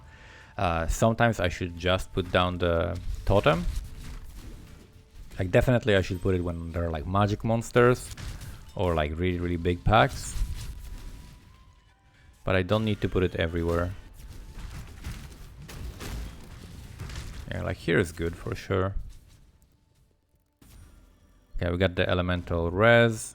We can go back to Highgate to get the skill point. And then we can do the lab. Some extra life. Usually I like picking up like a couple of extra life nodes before doing the lab, because the lab is dangerous. And this was, I think, the most dangerous lab, which is the swords, right? Izaro with 2 swords, because he does the crazy sword slashes that look like lacerate or whatever. And if that crits you, you're dead, like on the spot. He deals a lot of damage. So we go back to Sarn encampment and do the lab. And the thing that we're looking for from this lab is going to definitely be the ignite, like more damage with ignites from skills from which majority of the damage comes from fire, plus all your damage ignites. And that will allow us to basically have a 100% chance to ignite without having to invest into it, without having to use specific support gems to ignite. So we're gonna be able to scale the ignite no matter what, just like by default. Everything ignites. Wisdom. You can always check POE lab for kind of a map that will show you where to go if you're not sure how to do the lab. Lab can be really annoying. Personally, for me, it's my least favorite part of the game, and that's the part that I don't like when making a new character. But it doesn't take that long, and there are some things and tips and tricks you can do to actually get through it faster, such as wherever there's like the floor is lava zones, you can pretty much just run through them as long as you have good fire res.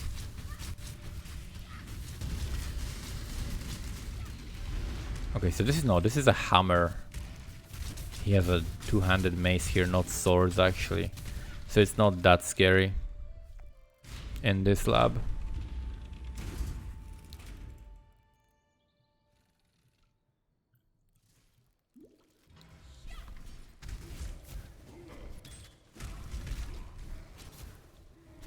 And usually labs are very, very similar. All you need to know is kind of like what direction to run to. And you'll see that I'm not really stopping too much, like to wait for traps or anything like that. I'm mostly just running through everything. Some blue packs. Okay, we got this passage. That means we gotta go back a little bit. And then to the left. Left and up.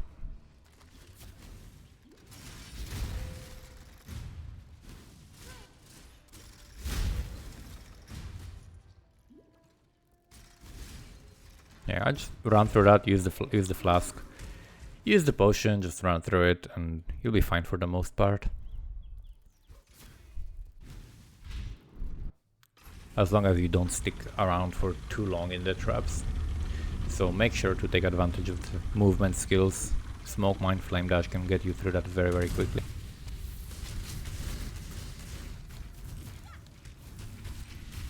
Oh, he did get empowered by 2 of those.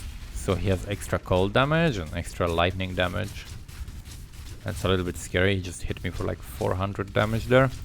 Usually people recommend having like 1,000 life to do the first lab, 2,000 to the second, and 3,000 to do the third lab. And I would usually stick to that if you're like a real beginner, if you want to know for sure, but it's not completely necessary if you know how to avoid the damage. And as you can see, you can just run through this, even if you get slowed by stuff. You just run through this lava, use a potion, and you'll be fine. If you have something like Vitality, for example, you can just stand in it indefinitely, because Vitality can out-regen the degen from the lava floor. Especially if you're like capped on fire res, which at this point you should be getting close to. So this is one before last room. There's gonna be like another room, and after that we get the trial. Or actually after this is the trial. Portal. Wisdom.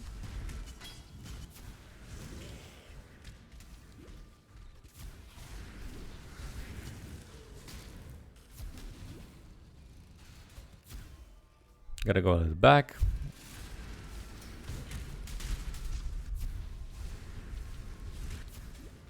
The totems are still doing very well.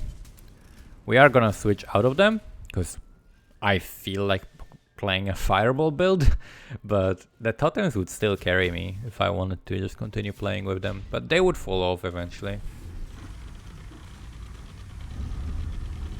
So here I'm thinking, okay, where do I go for now? I'm gonna go for like the elemental damage and life.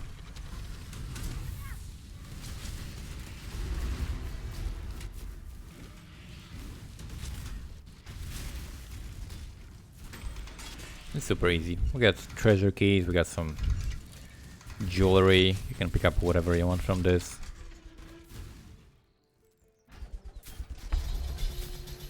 We get another 4-link. Blue, red is not really necessary. If it was earlier, then maybe I would bother putting our totem setup into that. But it's not really necessary.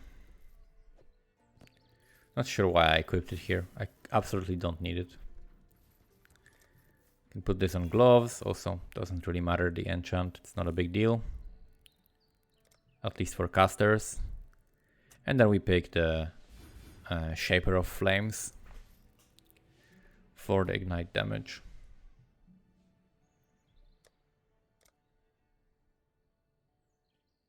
Oh, I was like, why am I logging out? Okay, we're making a ranger, just random name, and we're basically gonna run this ranger to town and pick up the Pierce. So Ranger gets Pierce on the beach right here. So we kill this zombie, we're gonna get Burning Arrow, and then on the way from the chest we're gonna get Pierce, and that's what I need.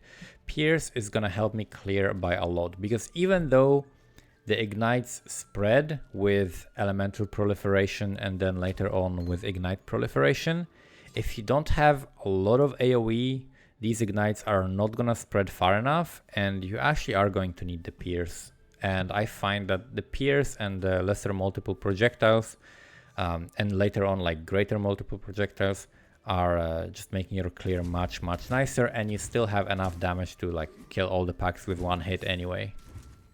So it's worth doing, just increasing the AoE, even though you're kind of sacrificing 2 skill gems, but it's just like so much damage anyway that you don't care anyway.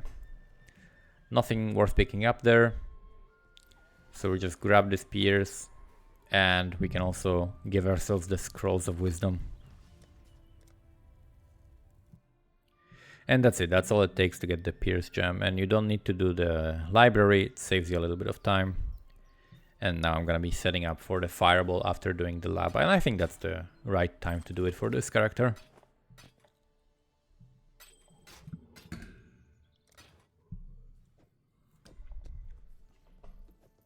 Okay, so we got lesser multiple projectiles, we've got Pierce, we've got Fireball, and we've got elemental proliferation so that the ignites actually spread. Yep, and that's it. I don't need to change anything. I can do Wave of Conviction with something else. With Arcane Surge and Combustion. That makes sense. And then we've got this Flame Wall setup that we can put into our chest. And that's basically it. And we don't need to do the totem anymore. I could level the curse. I should put the flammability and level it somewhere in my gear. Checking for like how much they cost. If a transmutation orb, like I don't care for chromatics that cost a transmutation, but if they cost a Scroll of Wisdom, then I will use it. And now we can just basically get rid of that. Then Fuse Channeling, Control Destruction, which I could put in a 4-link with my Flame Wall. That's what I actually should have done. I should put Control Destruction in a 4-link with my Flame Wall with the other 4-link that I had in my stash. Because I have a 4 blue 4-link. So that's what I should do actually, and I would have even more damage. And it would be even faster to kill bosses and stuff like that. Almost capped, only missing a little bit of res for lightning. Now we can also put Herald of Anger because we have some extra strength that I just picked up. And now we are full on fireballing. So I have the Flame Wall, I have the Wave of Conviction, and I have the Fireball. So that is my setup right now. And the Fireball is just gonna clear very nicely with the Herald of Ash as well. So we can see it now in action. It hits the giant golem thing and it kills it. So definitely decent damage. Yeah, it kills the blue packs. Very, very nice. Yeah, these guys have a lot of health, but the second one will finish them. Can use Wave of Conviction on the harder packs. Wave of Conviction will also ignite and deal a lot of damage by itself. Technically you could just play Wave of Conviction with nothing else, but you would like to pick up some like conversion of the rest of the damage to fire. And ideally like Avatar of Fire. Can we jump up? Yes, we can. Nice. First try. Wave of Conviction, some fireballs to ignite stuff. I'm just like basically playing around now, testing how much damage I'm dealing with it to get familiar with it, because I have not done this before. This was the first run that I did with a fireball. So I wanted to see like, okay, how much damage are we doing to rare enemies? How much are we doing to unique? I should actually go to another zone because this is zone level 38 and a much lower level. So I'm gonna go back to Daresa's Dream, which is zone level 37. So that's one lower, and we can stick a little bit longer here. And because I'm quite low level, I can do these little rituals, these little zones. This is the only time I would actually do a ritual, so I could click on the ritual thing now, and it would end before the zone would open up. So I could actually get even more XP while in here and wouldn't waste any time. But I don't want to do rituals because I don't want to use a league mechanic that is going to be like obsolete, right? And it's not going to exist anymore, or at least not in the next league. So that is something that I'm just basically skipping to not be confusing, you know? So that people don't say like, oh, but I can't do rituals because ritual doesn't exist anymore. So we're skipping league mechanics, and you should pretty much skip league mechanics until you get to maps most of the time. Depends on the league mechanic. Like for example, Delirium, right? When it was the Delirium League, it was actually worth doing because you were getting just free currency and you were still just running. So as long as you don't need to stop for anything, as long as you can just keep running through the map as normal, which is a very, very rare thing for a league mechanic to work like that, then it's perfectly fine. Not sure what I was looking for on my gear there. Maybe looking for like empty suffixes or something. Or maybe looking at what upgrades I need. I definitely don't look at my gear enough. It's a good thing to do to just like look at your gear while you're running and see what kinds of upgrades do you need. Like what is my weakest item? If my weakest item is, let's say, my gloves, then I'm gonna be on the lookout for gloves, right? And see if I can find any rare gloves, see what sockets do I need, and if I don't have these sockets, can I move something from other sockets so that to make that work, right? So constantly looking at your gear and checking out what are the weakest links in your armor is definitely a good thing, and it will speed you up as well.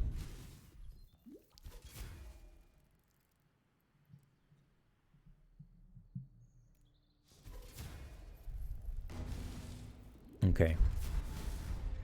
This zone, usually I don't kill that much. But here for some reason, this pack looked so juicy, I wanted to kill them.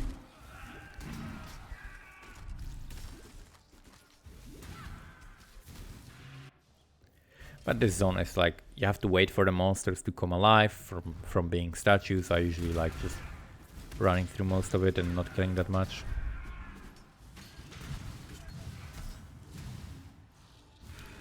If you really want to like super try hard, right? If for people who are interested in speedrunning this stuff, you can take a look at monsters XP, like how much each individual monster gives in terms of the experience, and then comparing their life, right? How much life do they have? And a good example of that is, for example, Ledge, right? When you are like level 5, level 6 on Ledge, the monsters that give the most experience in that zone are skeleton archers, right? They have fairly low health, they are slow, and they give the most experience. So that's what you want to prioritize killing, but maybe you want to skip the melee ones, right? If you want to save time and kill less, because you always want to think of like, how can I get away with doing less? How can I get away with just running more, right? And that's gonna definitely help you. We can debuff this guy while he's doing his recovery phase. Put the flame wall on him, wave of conviction, and then shoot a fireball, and then he's gonna burn to death.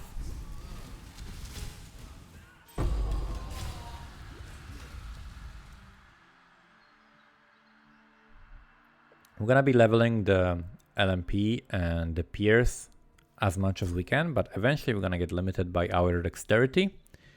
But that's okay, because we don't need them to be that high level. And we're not going to be using them forever either.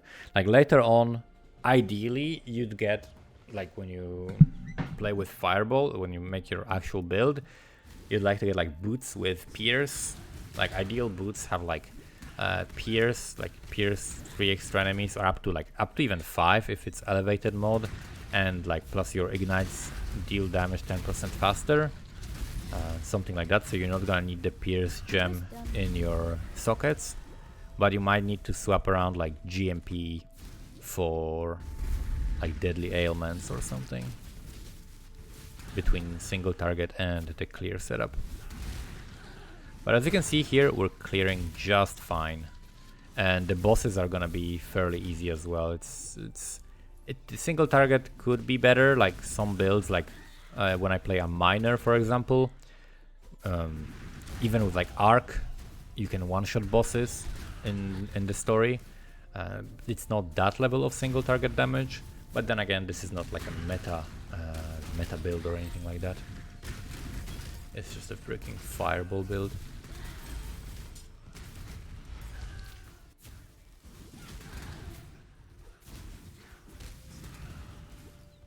And it's definitely easy to play right now. Like I definitely enjoyed it, and it was definitely quite quick.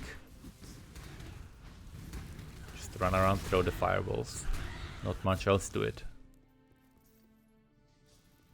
So here again, we put the flame wall on him, we debuff him, and then we fireball.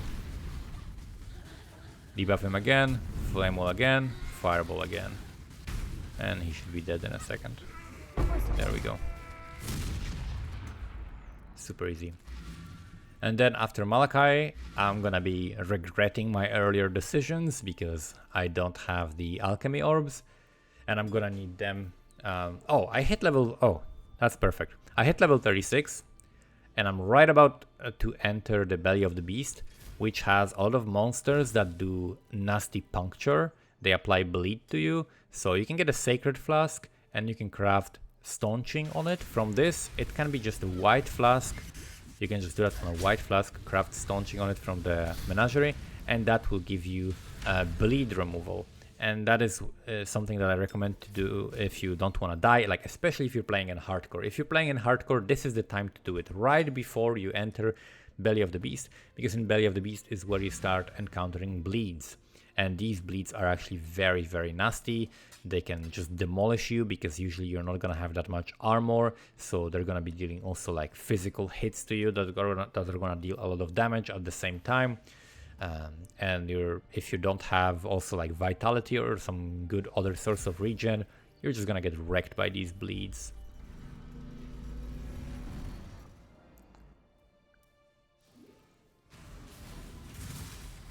So let's see. Well, let's see when a bleed happens. You'll see like my life go down super quickly because if you're moving, you also take more damage. So let's see. These guys don't do it, but it's these guys. Yeah, there we go. We got a bleed, and then instantly I remove it, and my life doesn't continue going down. But if I didn't remove it, I would be getting much lower on health. And then another guy would hit me, and you can see like how much like my life is going down with this bleed. Now imagine you're running through another pack that does the same thing to you and just keeps hitting you. You're gonna be taking so much damage if you don't have the bleed removal. And it's very, very dangerous and can get you really low. Like here, for example. Yeah, it's very, very useful at this stage.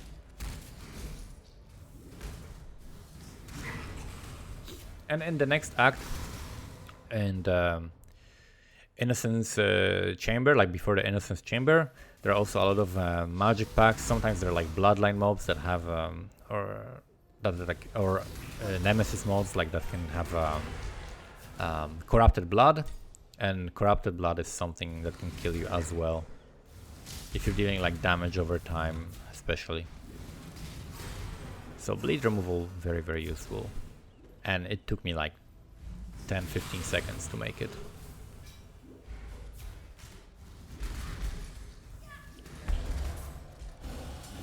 Okay, that's just a chromatic, I guess.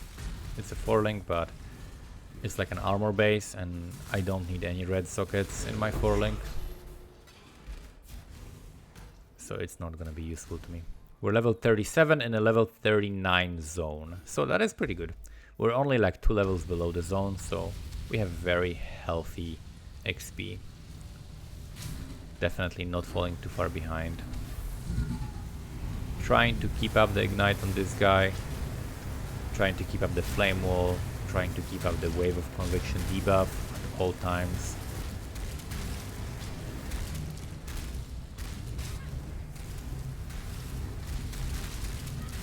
And there we go.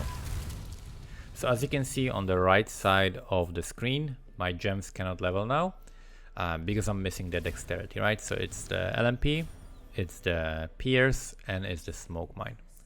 So we cannot level them any further because we are missing the dexterity, and that's okay. You don't need them to be higher level.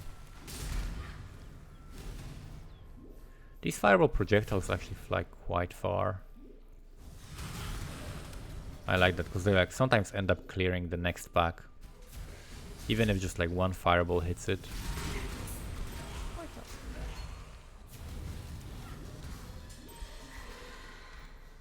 Dodri, I prefer avoiding the purple circle in here. The purple circle is temp chains, which slow you down.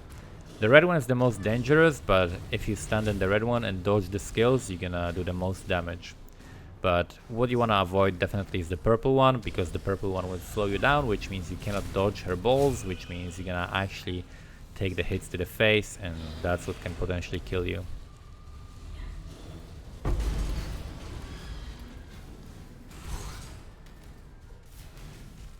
Portal.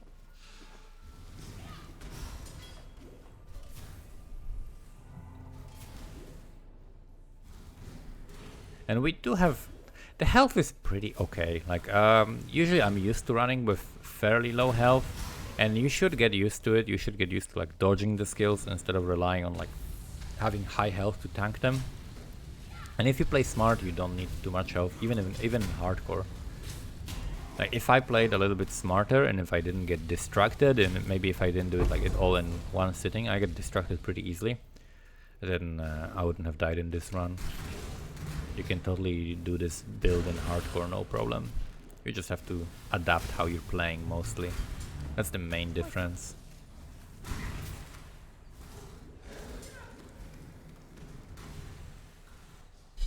Then we got the Chevron.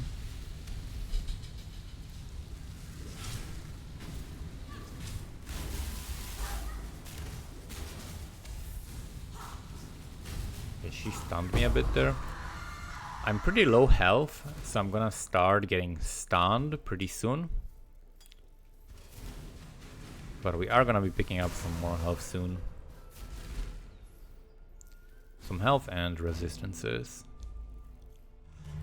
Because we kinda wanna get to like 105 resists, so that after Act 5 we are still at 75.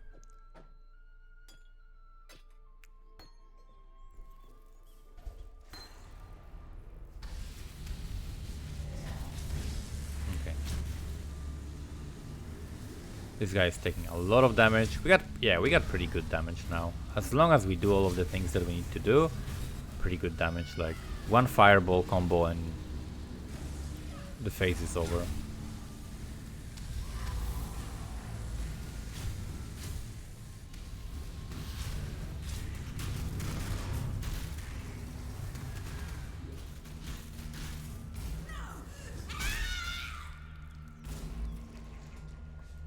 I could use the glass blower's bubbles on the Quicksilver flask if you want to like speed up your run. You definitely want to do that. Otherwise, if it's just your regular league start, then save them for an actual late game flask that you're gonna be using. Like whether it's gonna be the mana flask or the life flask or the onslaught or Quicksilver or whatever is like the most important flask for your build. I'm kind of like setting up ahead of time in front of the heart so that I can kill it immediately when the ignite takes Malachi's health down. So I'm setting up here, and you can see I'm putting the flame wall down before he jumps to that heart, so I want to be like set up and kill it quickly. And he's gonna be down shortly. There we go. So now, unfortunately, I don't have the alchemy, and I'm like, fuck. Can I buy the alchemy from somebody? But unfortunately, I think I can buy one. I think I can buy one alch. I'm like, oh shit. I don't have an alchemy. So I can buy one because I can buy the regret for 2 scours and buy that. So that will give me one of the things, which is, I think, Hex Touch is probably the most important. So I should have gotten the Hex Touch. I also forgot that I have the 4 blue. But yeah, Hex Touch and then Ignite proliferation as well. Am I buying this? There we go. So Hex Touch, and then the moment I hit 38, I should have swapped my gems around and used the 4-link that I have in the stash. But I also, I think, forgot that I had that 4-link. So yeah, Hex Touch is gonna be used with Wave of Conviction. And that way, Wave of Conviction is gonna be like the ultimate debuff, right? It's gonna have combustion in it, and it's gonna have flammability in it. So that's gonna be the setup that we're gonna be using. But right now I'm still missing the extra alchemy. So that's what I'm gonna have to wait for a little bit. And once I have the other alchemy, I'm gonna be able to also buy the Ignite Proliferation, which is better than the Elemental Proliferation because the Elemental Proliferation gives you chance to ignite, which for me is 100% anyway. And the Ignite Proliferation gives me more ignite damage, which is definitely helping and definitely adding to more damage. This is like in this act, things start getting pretty scary. You have like these flicker strike monsters here that deal a lot of physical damage, and they have pretty high accuracy, and they can also crit, I think. So it's quite scary when they jump on you because they can stun you repeatedly, and then you can't hit them, and then they hit you again and you're dead. So this is definitely a scary act, and if you're playing, like for example for my character, if I wanted to be tankier here, what I would invest in would be block. So for example, I would use like a shield and be a little bit more tanky and have like vitality rolling so that I can get the regen and block, and I would be completely fine. I would be like extremely tanky. But for this run, I just want to go as fast as I can, just get it over with, just level through the campaign quickly. So we're not really worried about the defense. We're just trying to avoid the damage by having more offense and by running faster and by doing less, therefore being faster.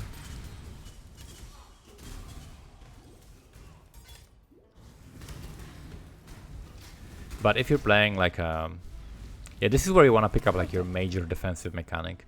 For example, if you're playing like a dodge character, like acrobatics is something that you want to pick up in here, like acrobatics. Or maybe if you're playing Sabo, you want to make sure like you have your blind, acrobatics, phase acro in this act. And plus also if you can get like a jade flask or the dodge flask, right, the quartz flask, that would help a massive amount. So I have a granite flask actually, I think either granite or basalt. I think I have a granite flask that I could definitely use in here and be much more tanky. I'll probably start using it. Right now I'm just using, you know, like random quicksilver flask, and then whenever I need some mana or life. But later on, whenever I'll get the onslaught flask, I'll also equip another utility flask, and then I'll just go full piano and like spam all the flasks that I have without having to think about it. But right now I'm still like managing the 3 quicksilver flasks, which I don't need. Checking how balanced my resists are with each of the rings that I have, because I'm trying to push my resists as high as I can, because ideally at the end of this act I would have 105 of all, right? So that minus 30, that makes it 75 again.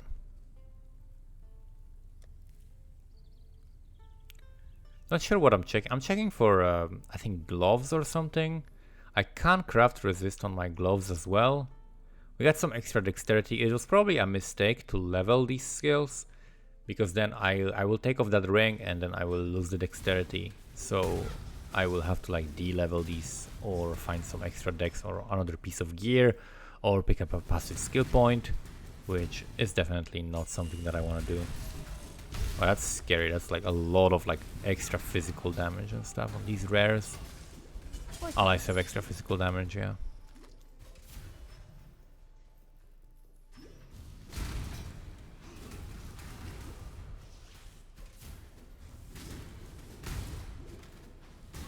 And I also wanted to make a fireball build, kind of to prove the point that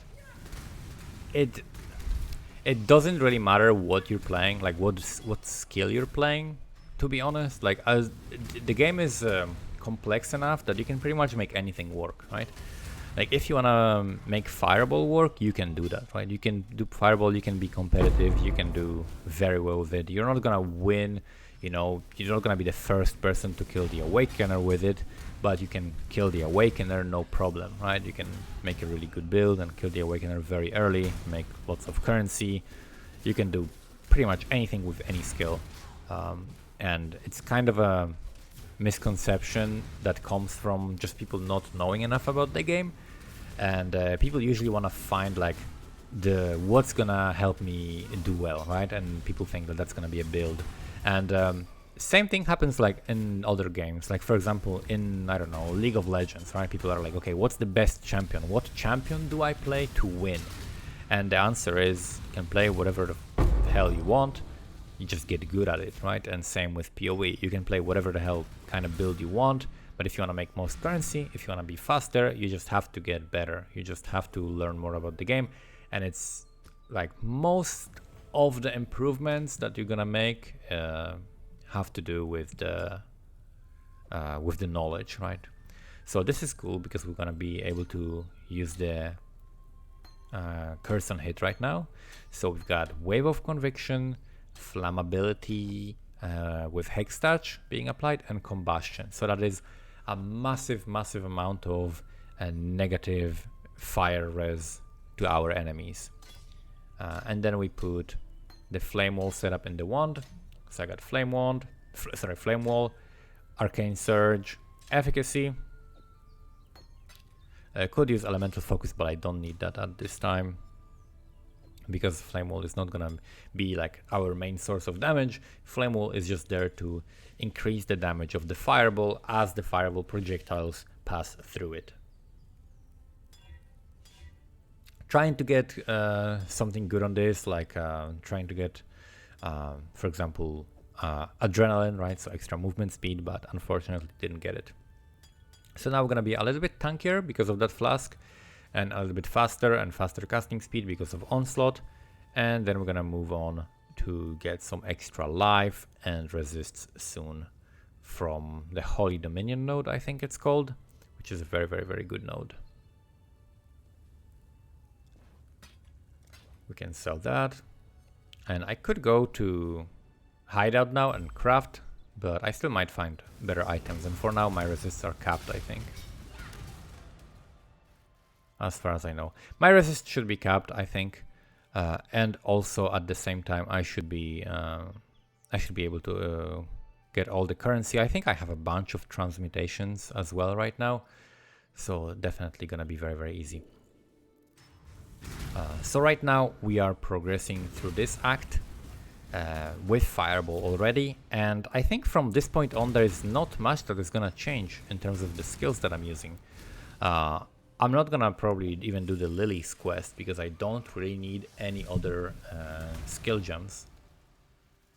So from now on it's basically zooming, and that's all that matters, and that's what's gonna like allow me to be quite fast. Portal. Because we don't really need to adjust any other gear. The only thing that you'd be doing is basically like the first 5 acts is like gearing up and organizing your character, right? Setting it all up. But later on, it's largely about like setting yourself up for the maps. So if you're playing in Trade League, this is where you'd be getting your first chaos. Like you'd like maybe you'd have like 1 or 2 chaos right now, and you'd be searching for the items that you're gonna need. So for example, this character, let's see, what would I be searching? Like I would like on this character like Searing Touch and Calm's Heart, for example. That would be a nice combo to get started with. When people start doing the Conquerors, you want the I think it's called Eye of Malice, right? That's another thing that you want on this. Malachi's Artifice, that could help you get a lot of damage in combination with that. Basically what you want to do with this build is like reduce the enemy fire resistance as low as possible, and then you scale Ignite and make sure that Ignite is able to deal massive amounts of damage because the enemies have much lower fire res.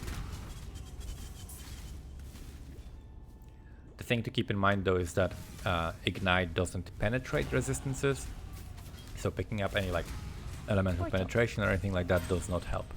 Only the elemental resistance reduction. We're level 40 right now in a level 42 zone, going into a zone that can give us a massive amount of XP.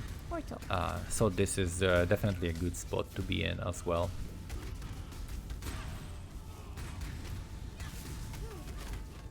Yikes, this is pretty dangerous. Pretty dangerous zone. And since we're playing a spellcaster, we don't need to upgrade our weapon, right? We don't need to worry about that. I am going to be picking up some wands if I see like a rare wand, but it's not necessary.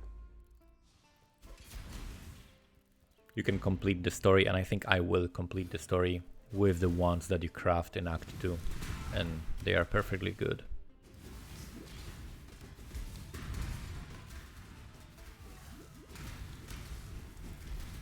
Yeah, I think we still need to be using the... I still am using Mana Flask here. It's definitely still useful. But if you wanted to not use it, you could pick up a few nodes for some extra mana. Could be, for example, some mana gained on kill, although that would not help you on bosses. So Mana Flask is still something you can be using here. Not all builds will do that though. Some builds, depending on like the mana cost of the skills that you're using, will either want to use it or not. And if you are not using it, then you wanna put like another utility flask. Like if you can get like a jade flask or a quartz flask into that spot, that's gonna be very helpful because you're gonna be much tankier. We pick up Devotion, that is some extra strength.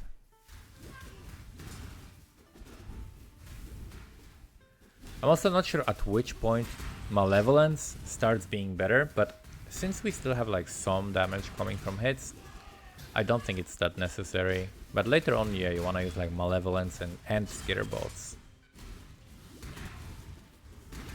And the Herald, I guess. For more fire damage.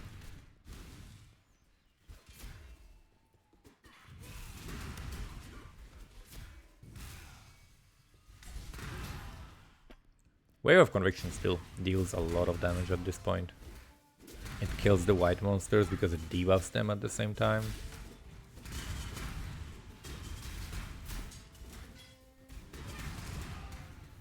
And if you are lacking on levels, if you're missing levels, let's say you're like level 38 here or something crazy, then you could run this zone, like you could reset it and run it again. It would give you a lot of XP.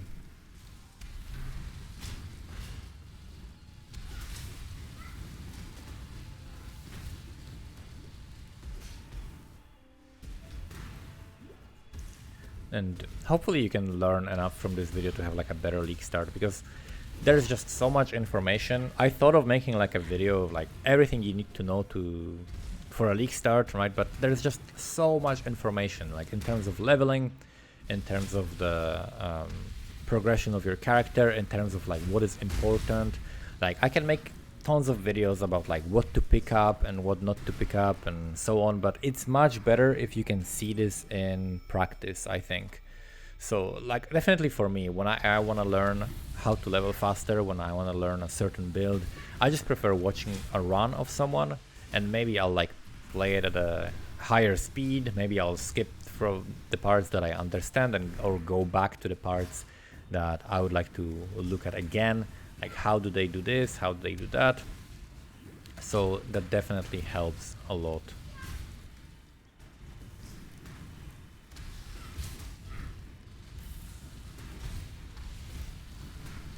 And actually I think maybe we can speed it up. So how about this?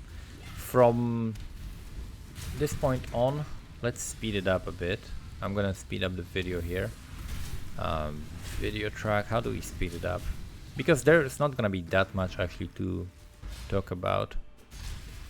So from this point on, from like, let's say from 2 hours and 10 minutes,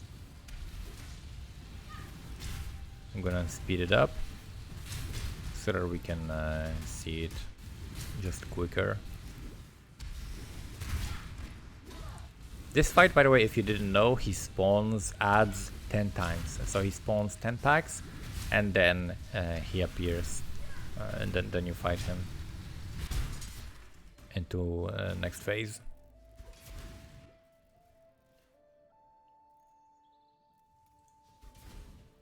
Okay, so speed up the video a little bit from this point on.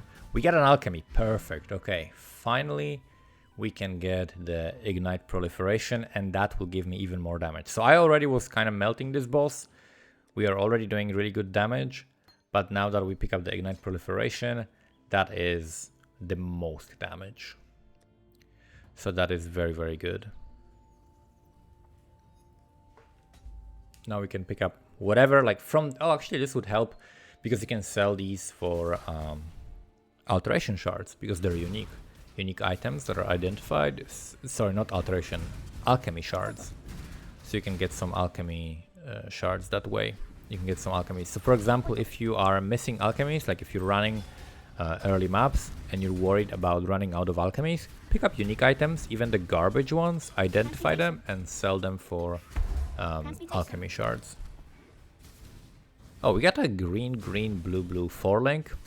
Green, blue 4-link is gonna help us if we find a better helmet. However, I highly doubt that because our helmet is kind of nuts. It's like 50 life, 2 res and triple res if we craft res on it. So definitely amazing helmet that we already have.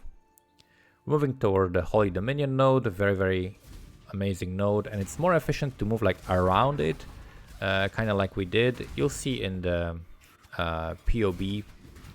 By the way, the POB requires the community fork. I definitely recommend if you're using POB, Path of Building, get the community fork of it, because pretty much every content creator that makes builds, that shares them, uses this, and that's the version that is required to use.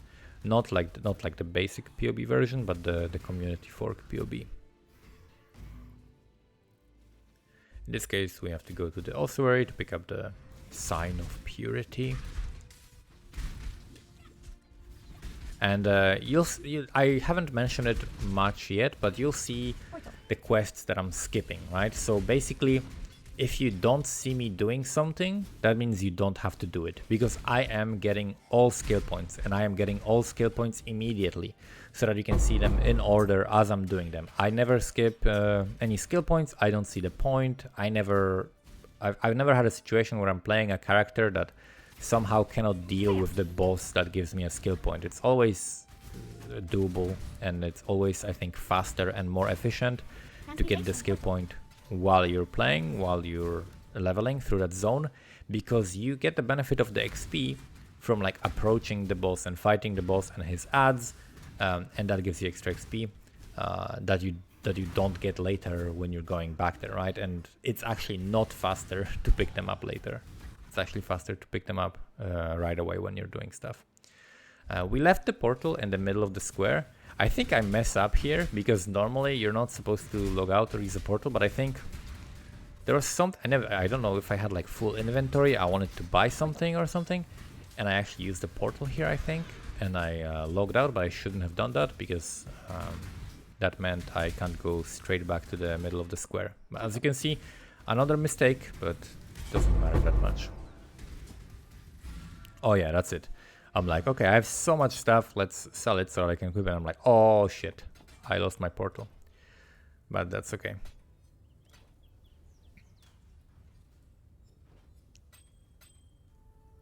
Can sell all the stuff that we don't actually need. Oh, here's why I'm using a diamond flask, by the way. Because you might think like, why the hell are you using a diamond flask? You're not playing a crit build. I'm gonna be picking up elemental overload now. And the diamond flask is basically going to double my crit chance, and it's going to make it a little bit more consistent. So every now and then I'm going to have the elemental overload, which makes me actually deal much more damage. It's not consistent enough. I don't think it's actually worth going for, but I wanted to test how it would work with the Diamond Flask. When it pops, it's like massive amount of damage because it's basically 40% more elemental damage, which applies to the Ignite, right? So the Ignite doesn't count as dealing more damage, but it count from the crit, but it does count as dealing more damage from the Elemental Overload. Okay, we get the skill point, and now I unfortunately have to go back and go through the ruined square toward the rooftop. So I actually reset the zone, because since I'm gonna be walking through it, I might as well get the XP while doing it. That's gonna be extra couple packs that I get to kill, that I get to get the XP for. So that's why I reset the zone instead of just running through the one that I already had opened. And that gave me a fresh zone with some fresh monsters and some extra XP, which will actually allow me to get an extra level on the rooftop, which will allow me to pick up the Elemental Overload. So that's gonna be more damage for the Kitava fight because I reset that zone.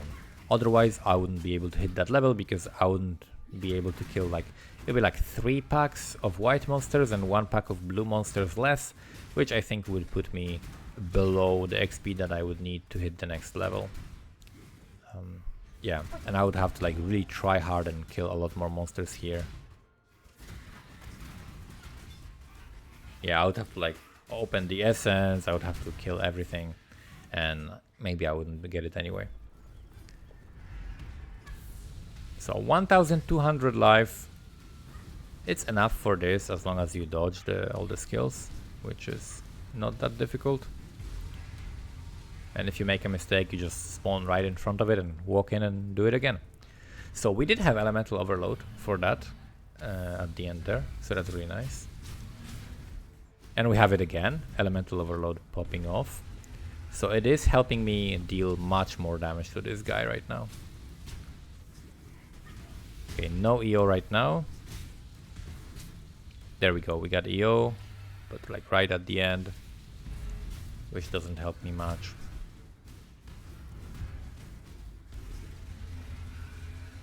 No EO here. So Wave of Conviction can do it, and there we go, there's the EO. Wave of Conviction and Fireball, they both hit, they both can apply it. Flame Wall unfortunately cannot, but the other skills can do that. So that's a little bit more damage, so the fight is a little bit quicker and a little bit easier. And it's a big multiplier, but not that frequent. So 2 hours, 14 minutes at this Kitava, which is pretty respectable time for just doing whatever. Fireball in this case, which is kind of funny, but yeah. Fireball is definitely not the best skill for clearing and running very quickly through the story. There are definitely much better options, such as Armageddon Brand, right? Armageddon Brand is definitely the superior option if you just are looking for something that will do a lot of damage and that will be very quick. So going to the hideout now, checking my resists. I need a lot of res, so we're gonna craft some cold res. We're gonna craft some more cold res. Now I'm at 77. Now I need some fire res. I can put lightning on the helmet, and I am still missing some fire res. There is no item that I can put it on though, because I cannot put that on the belt. So I should have put actually cold on the belt and fire on the gloves. I messed that up. Should have checked what other suffixes I have empty before, but that's okay. We can get also... No, I can't really do much about that. I already have fire res on that. Yeah, we can just continue. I should be fine with having a little bit low fire res, even though there's fire damage boss soon. But it's the cold damage actually here that is the scariest one from these Tukohama ads that are shooting this projectile up in the sky, and then it falls down, and then it splits, but it can shotgun, I think, and it deals massive amount of damage. This thing that they're shooting in the air that later spreads, shotguns, and deals a lot of damage. It can completely one-shot you. As you can see, I took a massive chunk of my health there. Alteration. It's a big amount of damage. then they can completely one-shot you. So cold res is very important in this act. That's what you want to prioritize. If you are struggling with resistances, prioritize capping cold res in this. Also, right now we're gonna kill the boss, and after you kill the boss, Lily moves from the boat to like the front of the Lionized Watch, and that's when you want to do her quest, because it's gonna be a little bit quicker to reach her. For the reward, you're not gonna have to walk all the way down to the ship to talk to her. Okay, this guy dies, we can just move. You don't need to wait for the sin. You don't need to pick up your Pantheon right now, you just do it in town later. Usually I do it when I kill the Brine King, I log out, and then in town I select my 2 Pantheons. That's how I select the Pantheons. It just saves a little bit of time. And here I'm probably just not gonna do the Lily's quest because we don't really need it for anything. I might do it like much later, just to be able to purchase gems. This fireball spreads and clears so nicely actually here. Okay, we got blue helmet.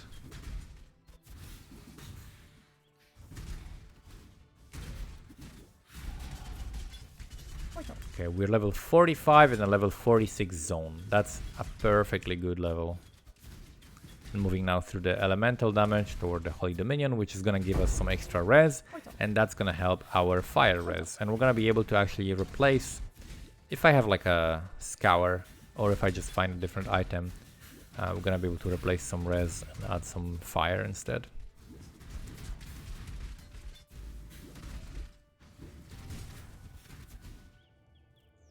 Very, very easy and quick clearing with this.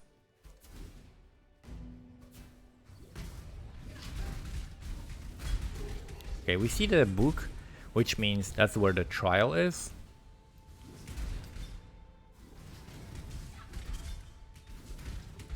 Wave of Conviction to debuff. These guys have insane amount of health, but our Ignite actually kills it. It's kind of crazy how much damage we do. I was definitely surprised at like how effective this build is. And it's like nothing special, but like it's very much working. So I was happy about that. Okay, here we're gonna have to go somewhere down.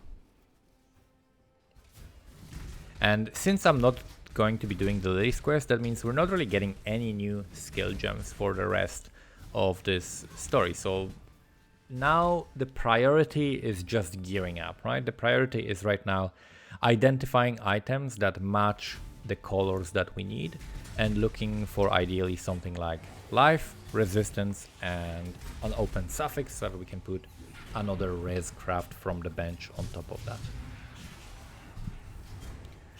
Doing the delirium, usually I recommend grabbing like 3 rewards and then cancelling it. It takes just way too much to get to like the 4 rewards. In most zones there's just like not enough density, not enough space, so I usually recommend getting 3 rewards and then just moving on, cancelling the delirium right after you do that.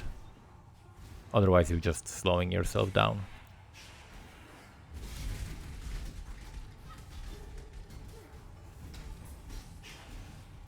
Yeah, so here I should just cancel. I should have just cancelled the delirium right here. We got a basalt flask, because I'm not gonna get to 4 rewards, pretty sure. And I don't need the extra XP, I should just keep running forward.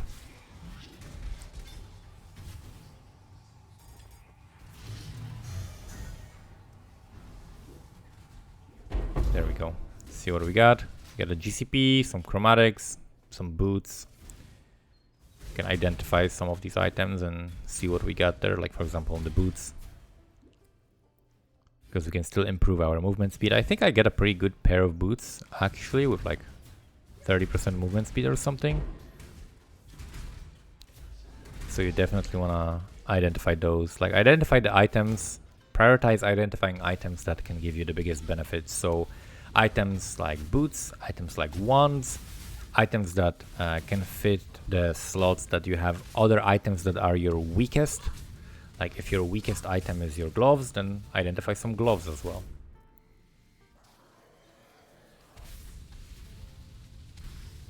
So I'm preparing for him to jump to me here, because I know he's gonna do that, and then he's dead on the spot. Crafting recipe, and then we can log out, because that's a spell damage recipe, which might be very useful. Let's say we find a one that has like flat damage added to spells. We can pick that up and put the spell damage craft on it.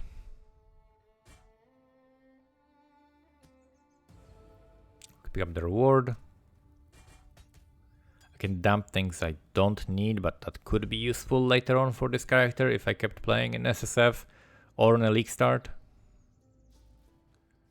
And I still keep like all of the currency that I had in my inventory pretty much. Fear and hatred. So fear is great for minions. If I was playing a minion build, I would be really happy right now with this fear essence. And hatred is just good in general. I definitely recommend using that if you find like 4-link boots, for example, or 4-link gloves. Couple fireballs on this guy and we can move on.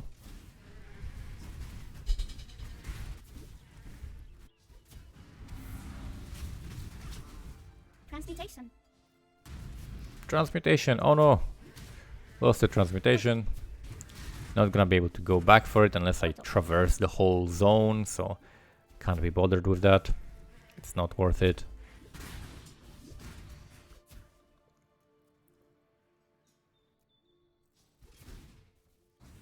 You can do that kind of stuff in Act 1 when you like really need the currency and you wanna craft the ones, but later on you definitely wanna make sure that you're not backtracking too much for items.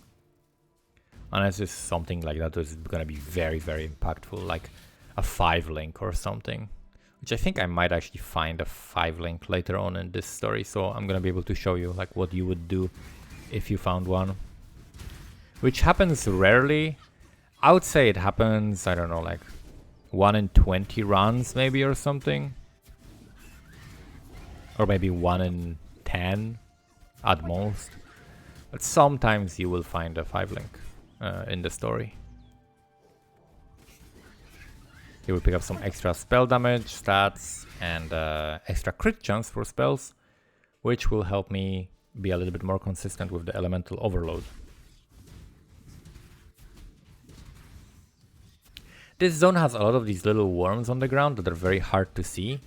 So it's actually cool when you're playing like an occultist or something that has an aura around you that gives debuffs to enemies that has a visual effect, because that allows you to actually see them on the ground. Or like blind aura from the saboteur also allows you to see that. Actually I missed one of these, yeah, I didn't finish this one off. Okay, this guy's almost dead. Pops up again and we got him. Now we can just like log out or use a portal. I should probably be logging out. I'm like using portals way too liberally because I'm not picking up many of them, but I'm using a lot of them. Get a couple of skill points so we can get this life. Now our life is a little bit higher, a little bit better. Still 1.5k, not too much, but it's sufficient for now. But it's gonna start to get a little bit low because we're gonna be missing a lot of life on gear and a lot of life from passives still. So we're gonna be starting to get a little bit more and more squishy as the time goes on. But our damage is gonna be higher and higher actually. It's weird that I can't jump there, but apparently I can't. Apparently we have to walk around.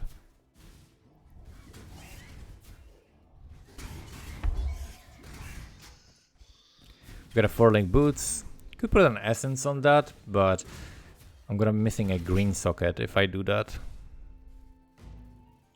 For the smoke mine.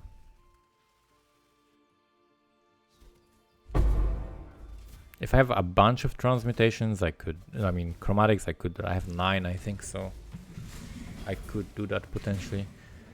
But my boots are quite good. 15% movement speed can get you through the whole story quite quickly. It's not a priority for me to upgrade them now. You can get better, but it's not very likely. And gear is definitely less important than just running forward. Okay, where does this zone go? Not here. So it's gonna be up. Transmutation. I think I'm gonna check down, because sometimes it goes here, but this one doesn't. So it's actually going up. And it's very close. Like if I went one step up there, I would have seen it. So now I've got the beacon. The beacon, and then at the end of it, the boring escort quest.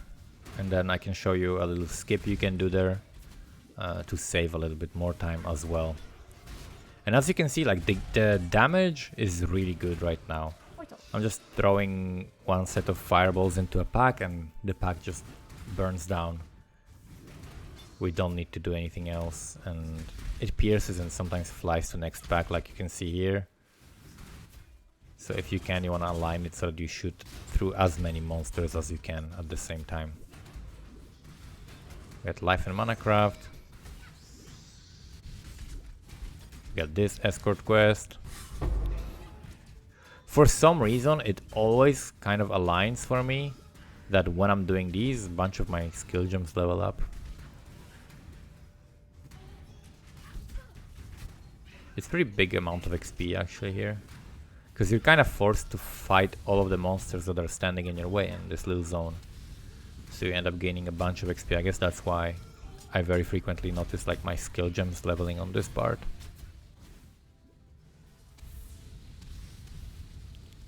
You want to make sure that you're like pre-flame wall around you, so that the flame wall starts damaging the enemies immediately. Glorious leather, that would actually be unequipable by me, because I think you need quite a lot of dexterity to equip that. So I'm not even gonna bother picking that up, even though those are like good colors that I could use if I get some good stats on it. But we don't need that. So here we're gonna like do this, leave a smoke mine, enable the torch, and then jump back and back and back, like back, forward, forward. And that way, we basically what we do there is we move away after activating the torch, so that the game thinks that the Whalam spawned, but it doesn't show the animation. So we kind of skip the animation, then we can go back to him, and then he's actually there, even though his animation did not play out yet. So that way you can like skip that animation and get and sail to the Brine King's Reef much faster,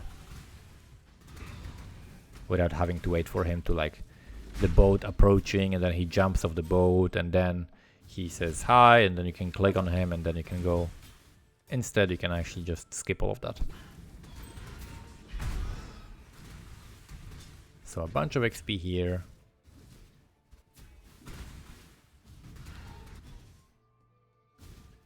Brand King. This is again another boss where you have to like wait for him to talk. I have a... Oh, that's not really anything good. Probably shouldn't have used that, but I still could get a green on it, so not a big deal. We got Elemental Overload proccing on this. And here you basically just like find a comfy spot away from these like chaining magma orb like waves, and then if something appears under your feet, then just walk out of it. But you don't really need to like move too much in here. I get hit by a couple of them, but it's fine, because we are Captain Coldress, so no problem at all. So you can just like park somewhere like this, and I'm happy just standing here, and as long as nothing appears under me, I don't need to move. You don't need to, like, a lot of people panic in this fight because it's like, oh shit, it's so small, but you don't need to panic there. You can just stand in one spot for the most part. Here, this is where I pick the Pantheons, so I pick up the Brine King, obviously, and then the other one is like the Burning Ground immunity. It helps for Kitava, although I'm not sure if it actually works on Kitava. I saw it like not work at some point, but maybe there was another degen there. But it should work on Burning Ground. And then, because I already have these 3 flasks, like these 3 utility flasks, I'm not gonna do the quest in here. You can pick up the item for the Whalam or whatever, and he will give you a flask, which usually I recommend doing, and pick up like either Quartz Flask if you really want the phasing like me, or pick up Jade Flask is very, very good, or pick up Basalt Flask, also very good. Yeah, not basalt, granite flask. Sorry, he doesn't have basalt flask, I think. So pick up like one of the defensive flasks, and it's very, very useful. However, I already have 3 flasks. You can also pick up diamond flask, right, if you're playing a crit build or something that needs crit. But since I already have them, I don't need to do that quest, so that's gonna speed me up a little bit by allowing me to skip that. So that's another thing you can skip, and you can see me skipping all of the quests that I'm not doing, and I'm never gonna come back to do them ever, because they're just not gonna be needed, except for the Lilies quest, I guess, in Act 1, if I wanna be buying skill gems on this character later on. But other than that, you can skip safely all of the quests that I'm skipping. Only do the stuff that I'm doing here in this run. I see the entrance here, but I also need the trial, because trial is in this zone. Transmutation. So we have to move a little bit up and do this trial, because I'm gonna be doing all labs in this run as well.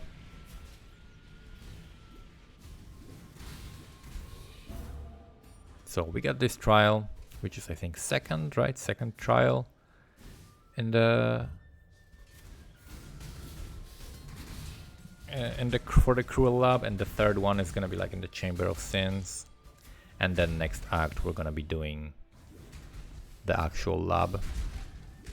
So here we pick up the map,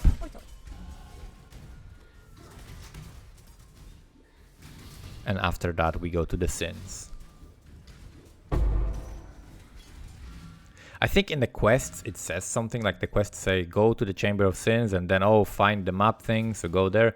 You never want to go first to the Chamber of Sins, you always want to go first down and then go to the Chamber of Sins afterwards.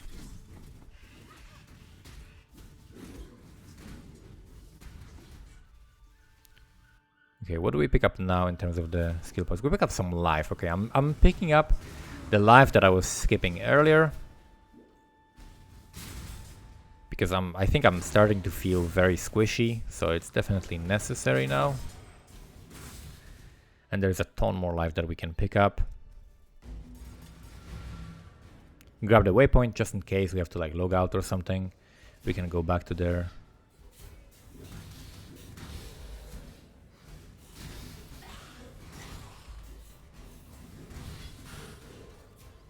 And still at this point, just using Fireball to clear. And for single target, as before, we're placing the flame wall on top of the enemy, pretty much, and then Wave of Conviction to debuff them, with the combustion, Wave of Conviction, as well as the flammability on hit. And after the next lab, I'm actually gonna be getting even more exposure, like 25% extra exposure. So it's gonna be how much? It's gonna be minus 25 from Wave of Conviction, minus 25 from Elementalist, minus up to like minus 20 from Combustion, and then let's say like minus, I think it's like 17 on unique bosses. Let's say like 20 again. So that's like almost minus 90 elemental resistances. And then when we get the Malachi's Artifice Ring, that's gonna be another minus 50. So that's gonna be what, like 90 and 50, that's like 140. And then let's say an enemy has like 40 elemental resistances, a boss, so that's like minus 100. So an Eye of Malice is gonna give us like extra 50 on top of that, so that's like minus 150. Like the bosses are gonna have like negative 150 fire resistance, which is nuts. But that's how we're gonna be dealing the single target damage in this build later on, by just like stacking negative elemental resistances on enemies. And then we're gonna be obviously scaling Ignite as normal. Just Fireball with a bunch of Ignite and Elemental Ailment passives and gems. Oh, we're also gonna have Cluster Jewels. Oh, damn. That's gonna be even more. We're gonna have minus 40 from Cluster Jewels as well. So that's gonna be minus 140. So that's gonna be minus 140, 50% of that is what, 50, 60, 70. So minus 140 plus 70, that is minus 210. So the enemies are gonna have minus 210 elemental resists. What? Okay, so that's basically tripling our damage. Yeah, that's a crazy amount of negative resist that we are gonna be stacking together actually. I wonder if we can do even more. But that's in like the basic setup that I thought of for this build. This boss is kind of dangerous. The thing that shoots from the ground is really hard to dodge. It's very, very unpredictable.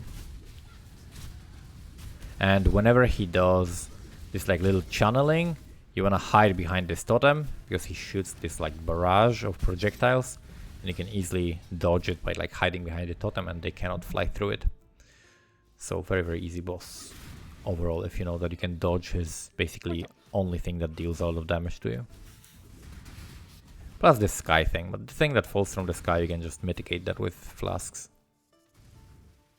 We go to the Dread Thicket. This boss might seem like really hard to kill. I think it's called Gruthkul, right? But if you're playing this build or any other build that's strong, you should be able to kill it, no problem. So I don't like skipping it and going back to it. The only reason to do that, like, you would do that if you were like crazy underleveled, but why would you be crazy underleveled, right? Like, you want to be a little bit underleveled, and if you're a little bit underleveled, you're good. Because you don't want to, like, if you're crazy underleveled, you're gonna have to get this XP later anyway, right? You're gonna have to get it in Blood Aqueducts or something, and sure, that might give you like an extra couple chaos. Like, you might get extra 2 chaos, for example, because you get a little bit more time to do the chaos recipe, but probably not even that. So I prefer doing the bosses like, oh, that's a crazy degen, like after he died even. Yeah, usually, not usually, but a lot of the time, bosses and monsters are at their most dangerous when they're dead already, because of the after death effects, and usually you let your guard down because you're like, okay, I killed this guy, that means I'm safe, but actually not in this game. In this game, death is only the beginning. You kill someone and then it's like billion effects that are gonna kill you afterwards. Like explosions, volatile things, bearers, different lingering ground effects and stuff like that.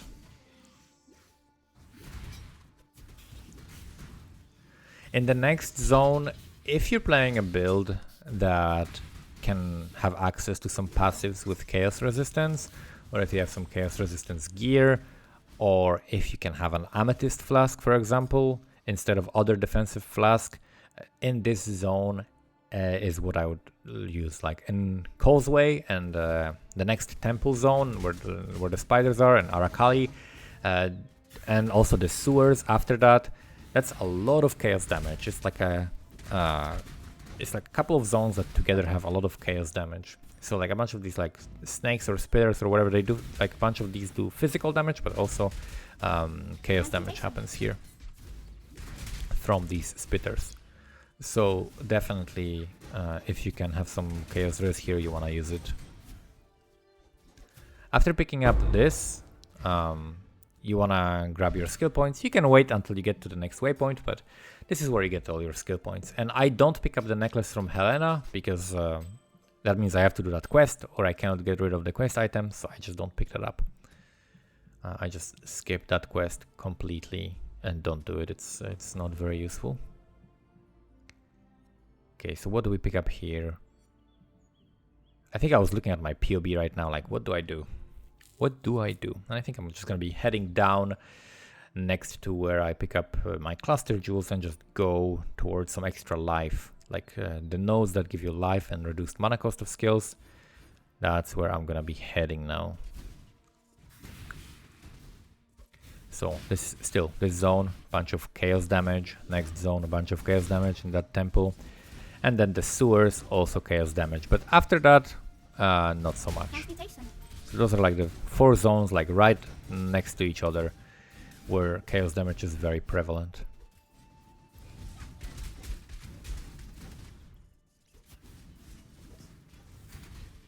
So as you can see, I was not meandering too long in this, like the waypoint and Entrance to the temple is usually like right above where you entered the zone. It's not that hard to find. If there, I think Carve has a video on that, so you can check out Carvaroscu. Like if you Google Carvaroscu and like layouts or like whatever this zone is called, layout, you'll probably find the video about that. This zone, I kind of intuitively know the layout. It seems like extremely easy to me, and I always know where to go in this zone. Basically because I like imagine it like a square or a rectangle, and I just have to get to the other side of it. So I always know where to go in this zone, but it's like very intuitive. It's really hard to explain. But like I basically know I need to go to the other side of the square, like, and I just go directly to the exit of that zone. But some layouts is just like your brain can recognize the pattern, but it's hard to put in words. But it's basically right now I know I need to go like to the right side, right? That's what I know. Like I need to go to the right. And then depending on how I see the walls, I will know like, okay, now I know I need to go up, right? It's very, very obvious to me when I look at this zone, but it might not be to everyone. Yeah, and here I know I need to go right and then down, right? And that's gonna be how I find the exit of this zone.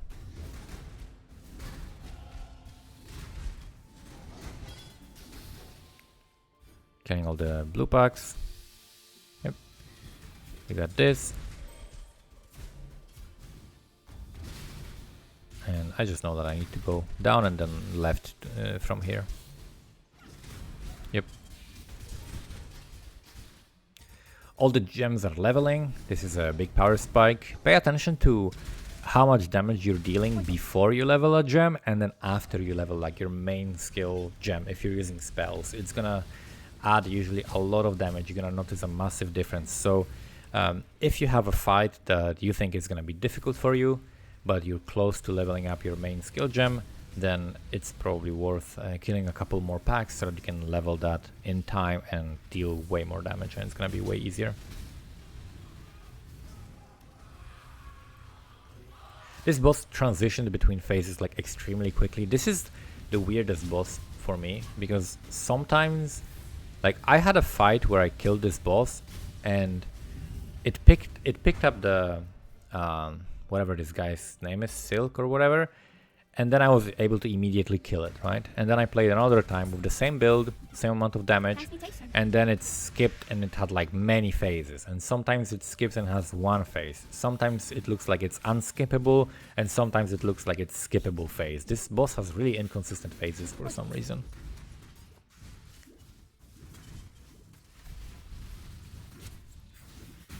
So here we got still a little bit of chaos damage, and then next zone the sewers have like the most chaos damage, because they have zombies which when die they leave like a cloud of chaos degen, which you definitely want to keep spamming your life potion and run out of them as quickly as you can, otherwise you're gonna just die.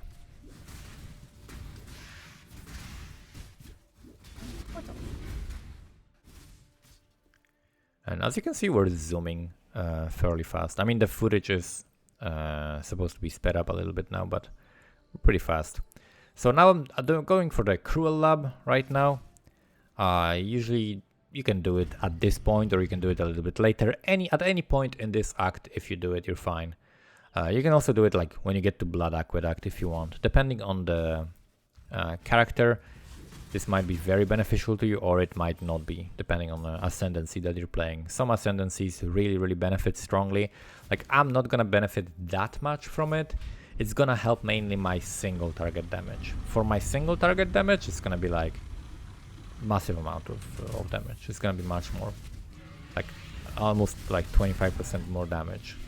So it's gonna be pretty big for me, but only for single target, which is not what I'm doing most of the time, right? Because most of the time you're running through the zones and clearing and not actually fighting a boss. But I wanted to show like that even right as you enter, you can do the lab.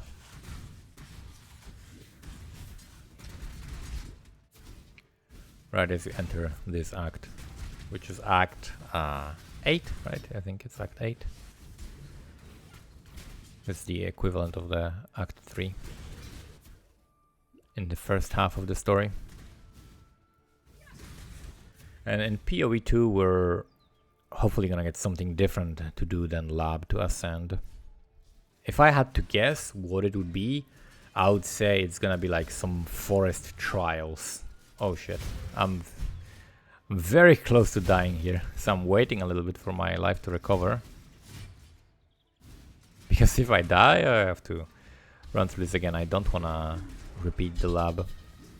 That's the last thing I wanna do. We got the trial. And I'm like 1.8, 1.9 k HP. Which is perfectly okay. Okay, so here he's got a sword and shield. Oh, that slash just hit me for like 1,000. That was pretty scary. But we got him.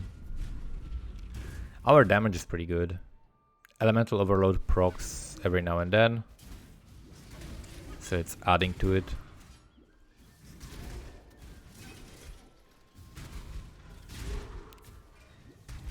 If you can get like a decent chance to crit, Elemental Overload is very massive for Ignite builds.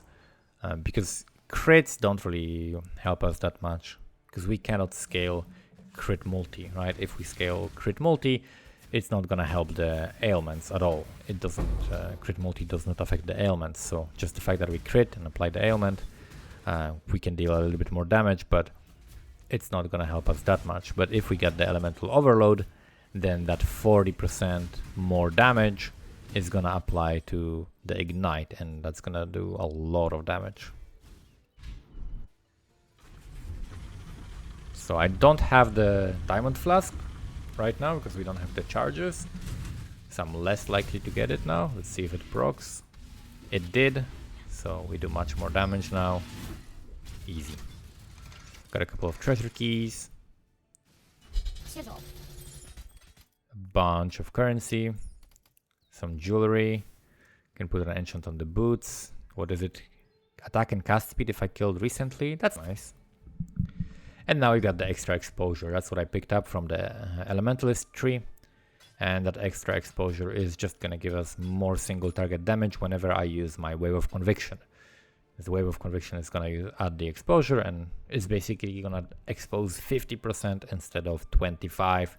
And then we also, whenever we use Wave of Conviction, we're gonna get some mana regen, which will help a little bit on bosses, I guess.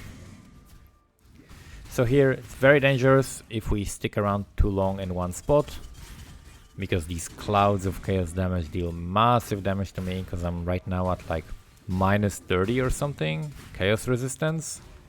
So my negative resistance is actually multiplying the damage, the chaos damage that is dealt to me, instead of negating it. Because we don't really pick up any. Actually, I do have some chaos res, so I don't have quite -30, but I have still negative chaos res, because we have some life nodes that give me the chaos res.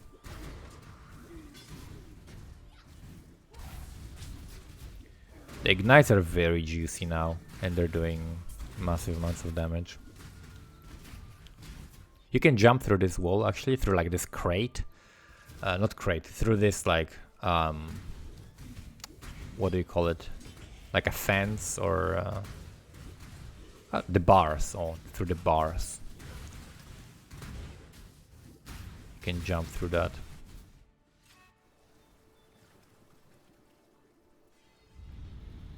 This is a very dangerous boss if you don't have a lot of damage. So you can keep using the valve to remove the debuffs, and she's gonna switch to other phase. But if you have a massive amount of damage like we do, you can just nuke her and move on. In this act, I'll explain the order, the way I like to do it. I tried to do it the other way, and I measured it, and this one was actually the faster way to do it. So I prefer going to the right side first from these sewers, and doing the quay, and then doing the what's the next zone? with the grain gate or whatever, right?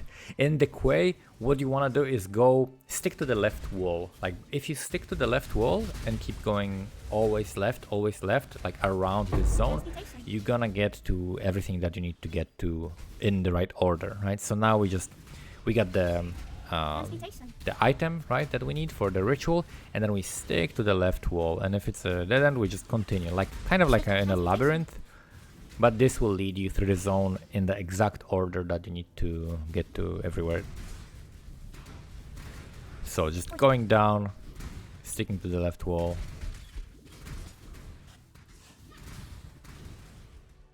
Picking up some extra life. And then you can see it like goes down and left, and you maybe you wouldn't think that it's here, but if you stick to that left wall, you're always gonna find the resurrection site. And you never have to like backtrack or anything like that in this zone. We finally hit 2k life, so psychologically this feels like a big improvement, although we just gained a little bit of life. We're not much tankier, but it looks better.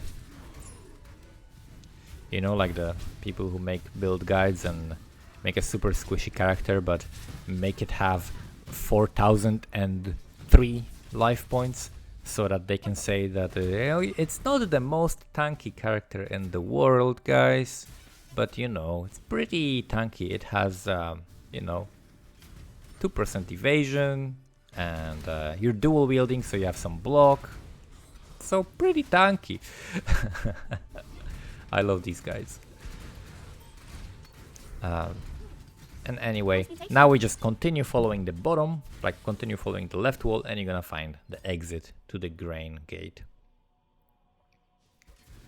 And then here we just pick up the waypoint, and this is a little bit of a tricky zone as well. It has a couple of dead ends, and sometimes you have to go left, sometimes right, but usually you wanna go like to the top. Usually you wanna find out a way that leads up. And you can, if you can go up, then you're gonna find the gate, in front of which there are the guys that you need to kill for the skill point. So here I'm thinking it's gonna go left. I'm not thinking that it's gonna like back down and then right. I'm convinced that it's gonna go to the left here.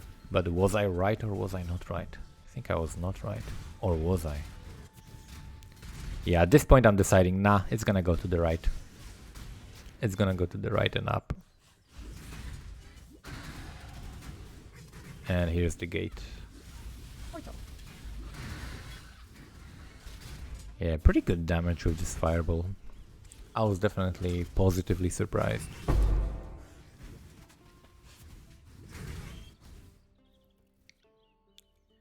And then the next thing that we pick up is there's still more life. I think there's another life node that we need to pick up. And after that we can go to the Scion life wheel because it's very close. And we can actually become quite a lot tankier. And there are still a lot of fire damage over time nodes that we didn't pick up from the fire wheel. But my damage, like, I'm so happy with my damage. So I'm just picking up life right now. Because we are very, you can see like, I just took 2 hits and immediately almost dead. So we are very squishy because we don't really have any defensive mechanics on this character. Because yeah, I'm dual wielding, but don't let anyone tell you that that's like a proper defensive mechanic. Just dual wielding and not picking up any block.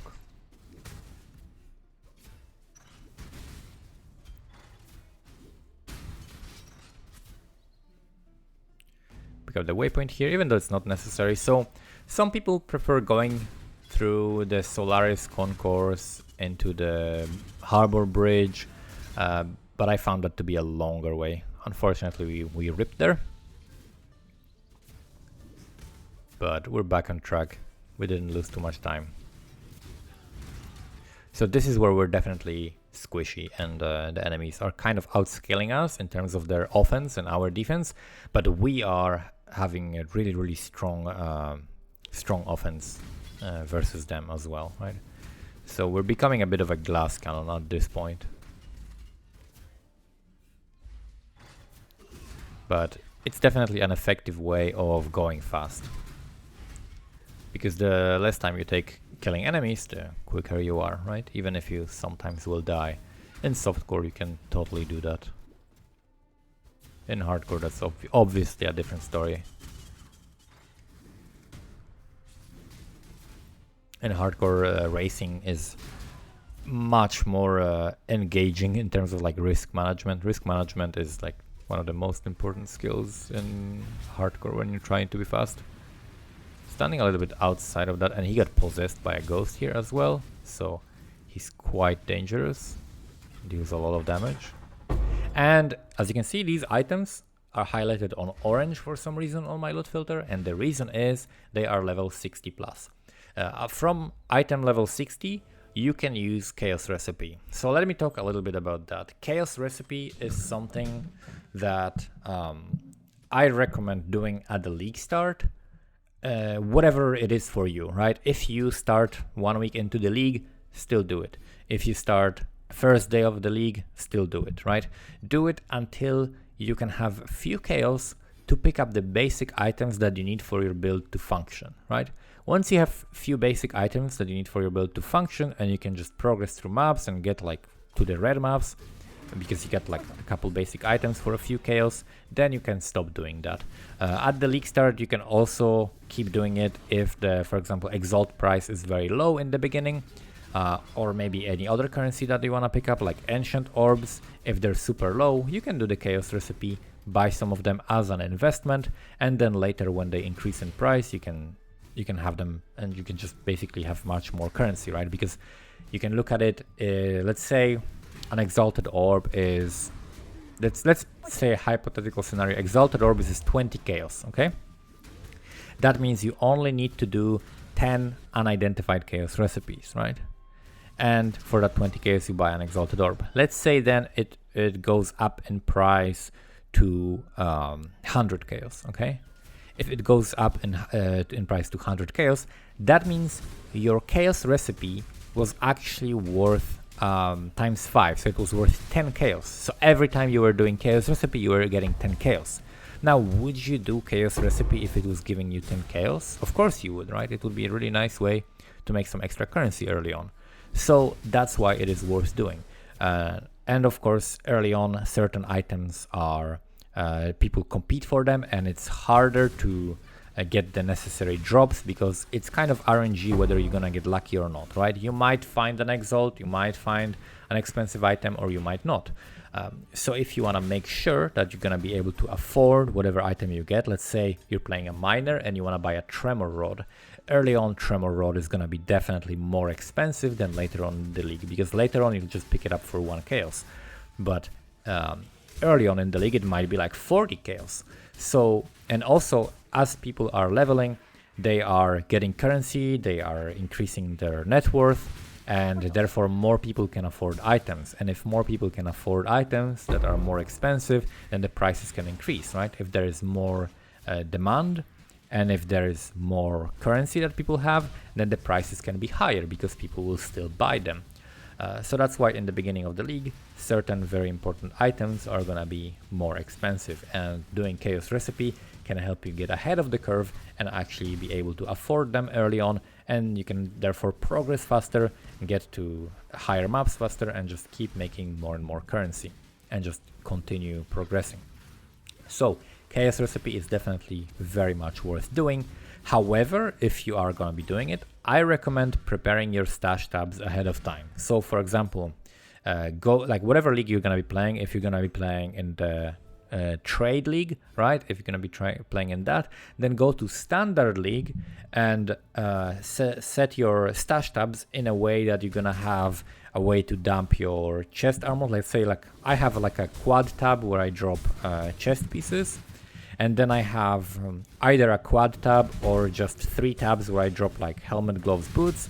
Then I have a quad tab when I drop like weapons in that one. Then I have another tab where I drop the jewelry, right?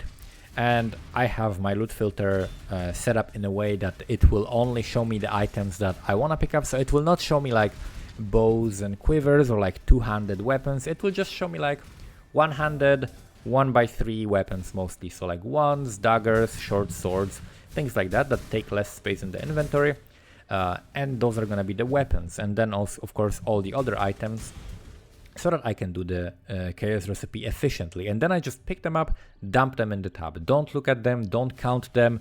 And then eventually I know that I pick up a bunch of jewelry. So the bottleneck for you is going to be your amulets, right? So your amulets are gonna stop you from making the chaos recipe. You're gonna have all the other things, but you're not gonna have amulets. So just fill these tabs, and once they're full, you stop picking that up, right? You just know, okay, my armor tab is full. I stop picking up armors, but I keep picking up jewelry. And then eventually you just only pick up the jewelry. You only pick up the rings and belts and amulets, and eventually like just the amulets. And then as you pick up every amulet you pick up, eventually it's gonna become 2 chaos, right? So you pick up an amulet, and then you drop it in your tab, and then you do like 2 at a time. You make sure that your inventory is empty. You make sure that you only have like portal scrolls and wisdom scrolls in your inventory. The rest is empty. And then you can put 2 chest pieces, 2 helmets, 2 gloves, 2 pair of boots, 4 weapons that are 1x3, right? Like one-handed weapons, 2 belts, 4 rings, and 2 amulets. If they're all unidentified, if they're all level 60 to level 74, then you're gonna be able to get the 4 chaos at a time by doing a trade like that. Like 4 chaos for doing one of this full inventory trade. And as you can see, I found a 5 link in here on an evasion and energy shield base, which is perfect because I'm gonna be able to get possibly like 2 green sockets in that. So that's really amazing, and I'm gonna be able to get some extra gem like an unbound ailments or deadly ailments depending on what I get. Unbound ailments would be the best, so because I can get that from the vendor. I don't have to do Lily's quest for that, I can just get to Act 1 and get it. So ideally I would like to roll on this 5 link to green. So that's what I'm gonna be trying to do, getting 2 green on that and making sure. Let's see, can we get it? There we go, 2 green. And now as soon as I can equip it, I can like put some essence on it as well, or craft some resist on it from the bench, and I'm gonna have an extra link. Here you can see 2 flowers on one side and 1 flower on the other side. You wanna go to the side that has 1 flower, this thing like in the vase, just like in the Lunaris Temple in Act 3, where there are like big cards. When there are 2, that's the dead end. When there is 1, that's the right way to go.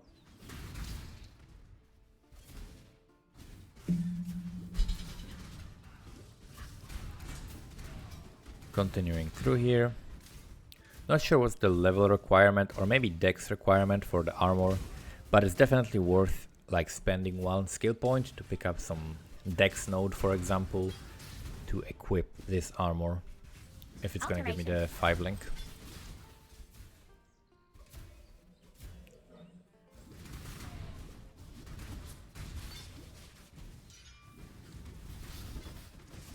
Our damage is still doing good though, so we don't necessarily even need it, but it's a nice improvement to find. Some Jeweler's Orb. Jeweler's Orbs and Fusings would be so useful and important early on, but it's pretty rare to get them, so you cannot really rely on them.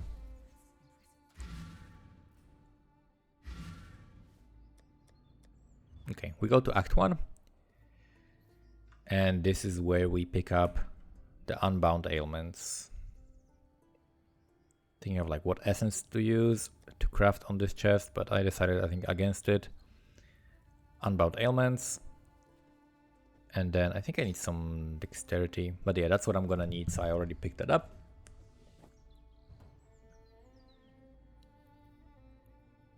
And then we go back to Lunaris Concourse and to Harbor Bridge. Oh, actually I'm gonna go craft some res on that.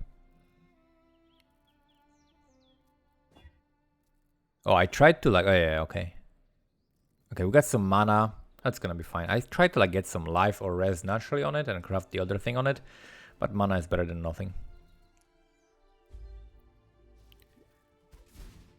Okay, and that's the order that I like to do this act with. If you follow this order, you're not gonna be needing to backtrack, you're not gonna need to spend too much time going into zones that you don't need to be in. I prefer this way of doing that. I think I might die here as well on the bridge. I might like, I think I was like face tank here, like jumped into some massive amount of damage. Yeah, in this, yeah. We're very squishy now, even though it's like decent amount of health, but we don't have any avoidance pretty much, or mitigation, or regen, or recovery. No avoidance, no mitigation, no recovery. So those are like the three main layers of defense that you want to look at, and I don't have really any robust mechanics in any of those departments. And now we are reaching the Blood Aqueducts. Blood Aqueducts, some people will tell you run Blood Aqueducts, get Tabula Rasa, farm that. Only do that in SSF, I would say. I would say only do that in SSF. If you're playing Trade League, you just run through Blood Aqueducts, you don't stick around in it. There is like no reason to do that. You're much better off just progressing and doing Chaos Recipe as you go, because you still make the same amount of currency. You can buy yourself a tabula in the same amount of time that it would take you to farm it, but you also progress at the same time. So there's no reason to sit here and do it.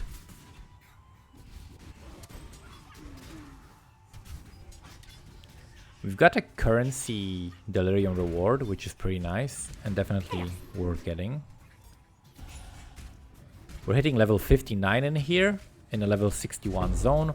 The Harbor Bridge is the first zone that is level 60, and that's where level 60 items start dropping on the ground, and that's what you can start making the Chaos Recipe with. So from this point on, you should definitely pay attention. What item level is the zone? Okay, we got a bunch of currency here. Unfortunately died there, so I have to run through this a little bit. But we can take a look at the passives, equip the decks, and actually go for the skills. So here's what I'm gonna do. I'm gonna get the gloves and get all blue in them because they have int requirement mainly. So I'm thinking, okay, what do I need? I need all blue. Perfect. So that's where I'm gonna put my setup for the Wave of Conviction in the gloves right now. And then the fireball is going to go into the chest piece. And then I could use different boots because I can use the green sockets from the helmet, which is a very good helmet in terms of the stats that it has on it, instead of using the boots. So that means I can replace my boots now if I find a better pair. And resists are almost capped, only missing 3 cold res, which means we're doing fairly okay now, and we're still continuing to improve our gear. And I still can craft cold res on the gloves and be capped immediately right now. And I can even use like chaos to craft the resist if I really wanted to, but it's much better if you're playing a trade league to not worry too much about your gear and just buy better rares. You're gonna be much better off if you're gonna simply go to trade and look for rares that have as much elemental resist as you can, as much life as you can get, and you can just spend like 1-2 chaos on something like that. That's gonna be way better than anything you can pick up by equipping, by like identifying a ton of items. Like identifying items is usually just a waste of time unless it's something very, very specific that fits your needs. Like let's say you need a 4 blue link gloves and you find 4 blue link gloves and they're rare. Of course you're gonna identify that and equip that, but just don't go out of your way identifying everything because it's pretty much just a waste of time if you're playing the trade league. And if you're playing the trade league, you should be basically doing some chaos recipe and then buying those items from trade. You will save a ton of time. Like trust me, you will save so much time doing that. Still very squishy. Yikes. Accidentally clicked on the zone getting back. You can see how silly are the mistakes that I'm making here, right? So you don't need to be a god gamer and you don't need to play the meta build. That's kind of like my goal of this video. Like just showing you like you don't need to be a god gamer. It's not that like I'm not playing very well. I'm not playing a very good build, but still you can level the character in 4 hours and a little bit, no problem. And the POE 2 campaign is probably going to be quicker than this one as far as I can tell, as far as I can understand. It's gonna have only 7 acts, and even if they are longer, it's probably gonna be still less time to do than this. But we'll see. Maybe I'm completely wrong. Maybe it's gonna be longer, but I don't think so. I think they're actually making it shorter, and they want to make it better, but shorter, because I think once players get to maps, they kind of stick with the game. Once they get to maps, they're like, okay, now I understand the game a little bit better. I have some sense of accomplishment, and now I know how to get a character to that and I want to explore more, right? I want to explore the end game. So people stick around and play for more. But also it works kind of in reverse, right? The people who like the game and want to play more get to maps. So it's kind of hard to tell which one is it actually. It's probably a little bit of both. This zone, it's usually pissing me off how hard it is to find the ritual thing. It's like very unpredictable, to me at least, where this ritual will be. And I mean the like regular ritual, the like not the ritual league ritual. Checking for these. I could craft some bleed removal. I was trying to like look for an instant divine flask, because that would help me survive bursts of damage that I'm taking. We hit level 60 right now, in a level 61 zone. Some people sit in Blood Aqueducts and farm their tabula to like level 70 something, and I definitely recommend you not do that. Big waste of time. Could do Syndicate if you want XP, by the way. Syndicate gives a lot of XP. Once you talk to the Syndicate members, it will give you a lot of experience. So it's during a league start, it's definitely worth taking advantage of that. Plus, during a league start, you definitely want the veiled crafts, and you also want to set up your Syndicate board if you're into that, and you can make a lot of currency that way as well. It can help you color some very difficult to color items. Like for example, I'm gonna be playing a Soul Rest build, which is very annoying to color, but if I can have somehow like very quick Vorici, maybe I'm gonna use that to color it, but I probably will have Soul Rest way before that. Put Staunching on that. So I just want to upgrade my flask right now, because I feel like the one that I was using was insufficient. 100% increased recovery when on low life, pretty cool. And just dumping stuff, random stuff that might be useful into the stash, and leaving the currency in my inventory just to minimize the micromanagement. You don't need your full inventory. If you do, you probably are picking too many items. You don't want to pick up that many items. We pick up the storm bottle or whatever, and then we go back to the desert. And we need to make sure that we have the waypoint picked up on the desert. If you don't, then you're not going to be able to log out after the Scorpion, and you're going to have to like walk all the way back, which is very, very annoying. So you want to make sure that you pick up the waypoint in the desert, and then you use portal to get the bottle immediately to enter the oasis, and then you log out, log back in, and continue from the desert onwards. And that way you're going to also save some time.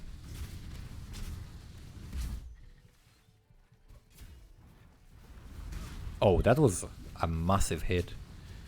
Almost died there. But all calculated, man. All the amount of health perfectly calculated to not die to that hit. And as you can see, we're still sticking to the same skills and nothing really changes. My single target damage should be pretty nice right now on the 5 link that I'm using. And even if I didn't have a 5 link, I would not go for the tabula here. Like, I would not farm the tabula. I would just keep progressing on a 4 link. 4 link is enough damage. Because for clear, it's perfectly fine. And for the single target, we got abilities to help us so that we don't need this extra link.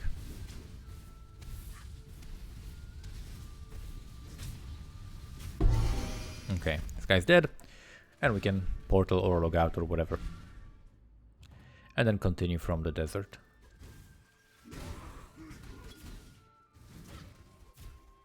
The calendar quest can be skipped. In the next zone, it's only for like regret points. I skipped pretty much all the quests for the regrets. Got some boots, we can check that out. Maybe get something good. And insane! 30% movement speed. That is crazy.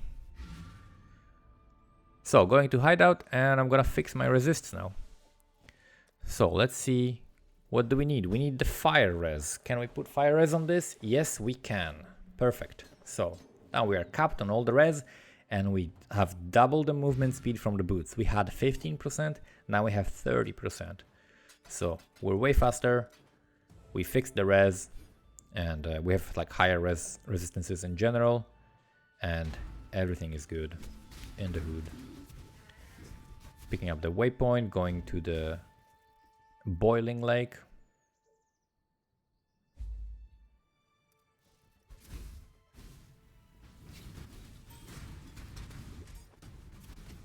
Every time at this point, like the higher you go in levels, the more noticeable it is every time you level your gems. Like every time I level a fireball, the more noticeable it is. Like in the beginning, like from level 3 to level 4, you don't notice that much of a difference, even though there is a difference, but the monsters have low enough health that you wouldn't notice that much of a difference. And it doesn't last that long, so you don't get that good of a feeling for how much damage you're dealing even. But at these levels, once you start getting into maps, whenever your gems level, like leveling from level 19 to 20 and then 21 is a very big deal. As you can see, the clear is pretty good in here. Now we go through the tunnel, and in the tunnel, make sure you don't forget, somewhere in the beginning there's going to be the Trial of Ascendancy. Somewhere in the beginning you're gonna see like a road to the left or right, and with the book you need to make sure that you get this trial, because if you forget that, you're gonna have to like backtrack a lot, because the waypoint is actually at the end of this zone for some reason, not close to the trial. It's actually far away from the trial, so it's gonna be very annoying to backtrack if you forget that. I used to forget that all the time.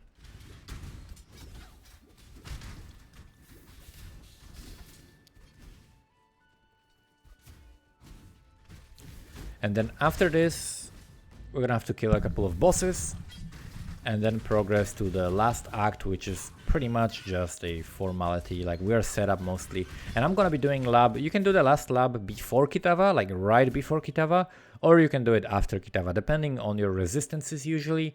I usually do it after Kitava, because like you gotta fix your resists anyway, right? If you're going into maps, so it doesn't make that big of a difference. But in this case, I feel like it really helps. Like the third lab that you're getting on an elementalist is very massive. It's like 30% more damage, or like what is like bunch of AoE, I don't know, it's like huge amount of AoE.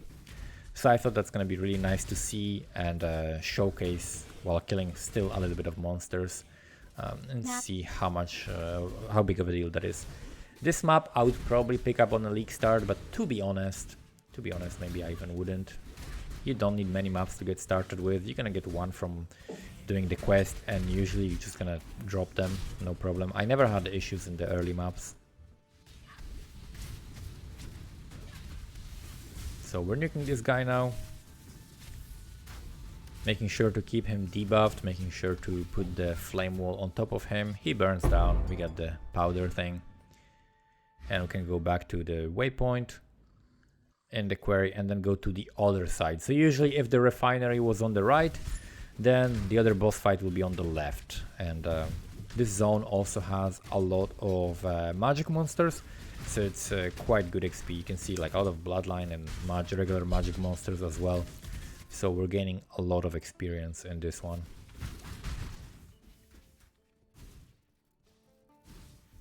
And now this boss, it's quite annoying, deals a lot of damage, and you just need to make sure that you're standing outside of the tornadoes. The tornadoes do quite a lot of damage because we don't have any regen. If you have regen, they're not so bad, like if you're running Vitality for example, but if you're not, you better like take some extra time, move out of them, and make sure you're not gonna die to that. Although you would spawn like in front of the zone, so you wouldn't really waste much time, but it's better to not die. Softcore mentality, better to not die. Hardcore mentality, you can't. You don't have an option. You don't have a choice. Like in softcore, you're just like, do I want to die or do I not want to die? Better not. Got a prismatic ring, it's nothing good. It's Lori's lantern, I think. Go back to Sin. Actually, I log out here to get the skill point because I'm not gonna get back to that town. So I'm gonna grab the skill point and then go back there. I should have logged out immediately after killing the boss, actually. And this is another zone where, in this belly of the beast, where there are these puncture monsters, right, that bleed you. So if I didn't have bleed removal flask, this is very, very easy to die. I might still die in this zone anyway, because they deal a lot of damage, but without a bleed flask, I would die a lot in here. So if you're struggling with this zone, definitely make sure you have a bleed removal flask, which is Flask of Staunching. And you can easily craft that in the menagerie like I did.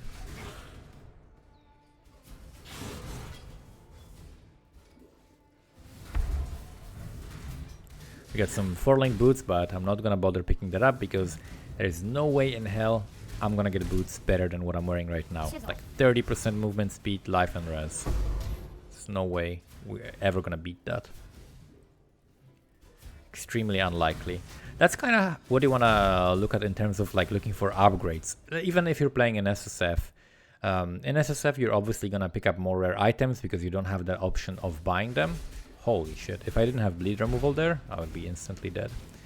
But you definitely want to make sure that you take into account the chances that you have for an upgrade.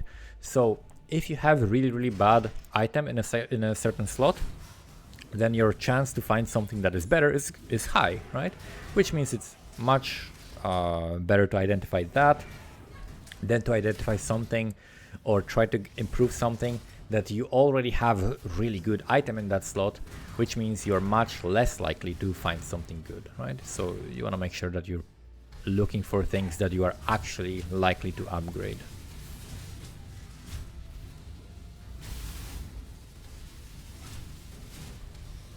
Okay, very, very easy fight.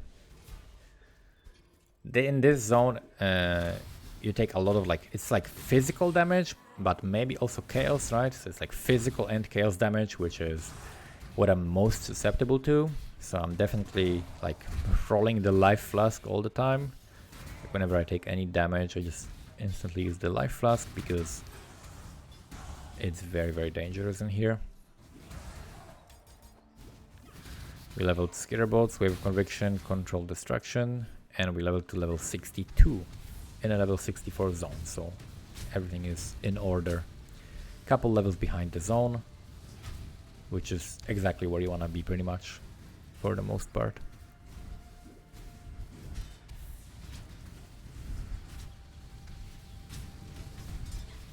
And the last one is Dodri, which might be the most tricky. Whenever she does that ability in the middle, when she screams, you can just portal out. Because I'm spamming these projectiles and shooting and not caring about the obelisks. And if you damage the obelisk, if you destroy it, like if I hit it, it's pretty much gonna burn down. So I definitely want to make sure that I portal out if I'm hitting them, if there's nothing to protect me. So I'm just portaling out whenever she does that. And you can also not curse her. People are saying like she gets stronger when you curse her. I don't care. I just curse her to kill her faster. It's not gonna be an issue if you have enough damage. She's gonna scream now, but that's too late. She's dead. And now this is a very tricky... What? I portaled out for the flasks.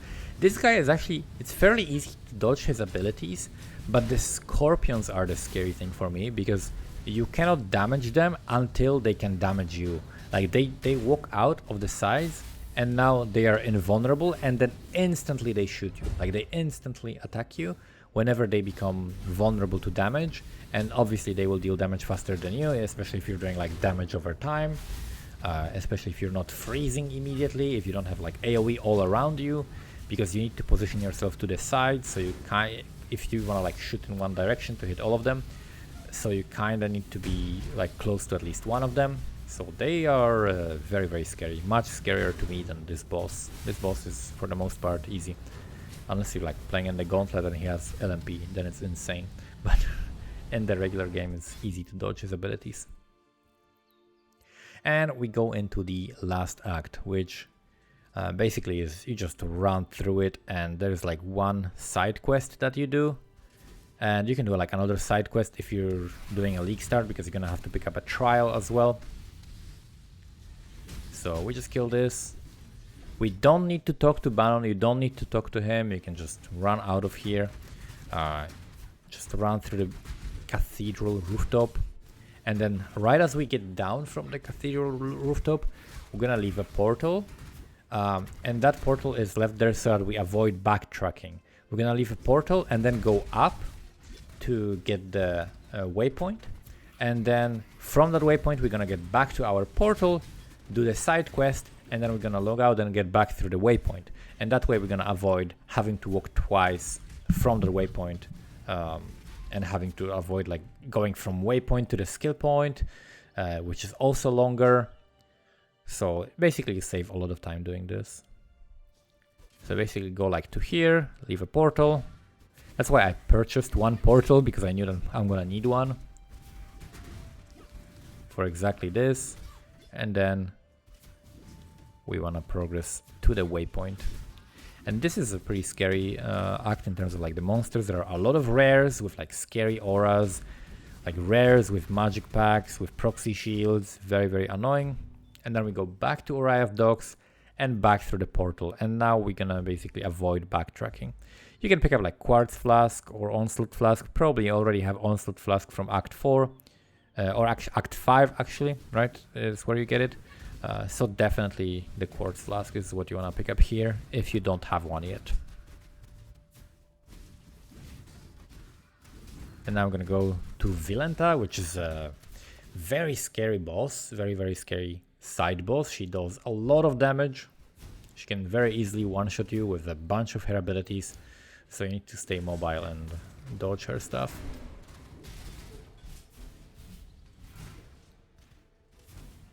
Alright. And in the control box you just want to go left, so you like stick to the top wall, stick to like the top left. So you just go up and left. That's a lot of damage. Very, very scary. Stick to that, and all the blue guys on the way.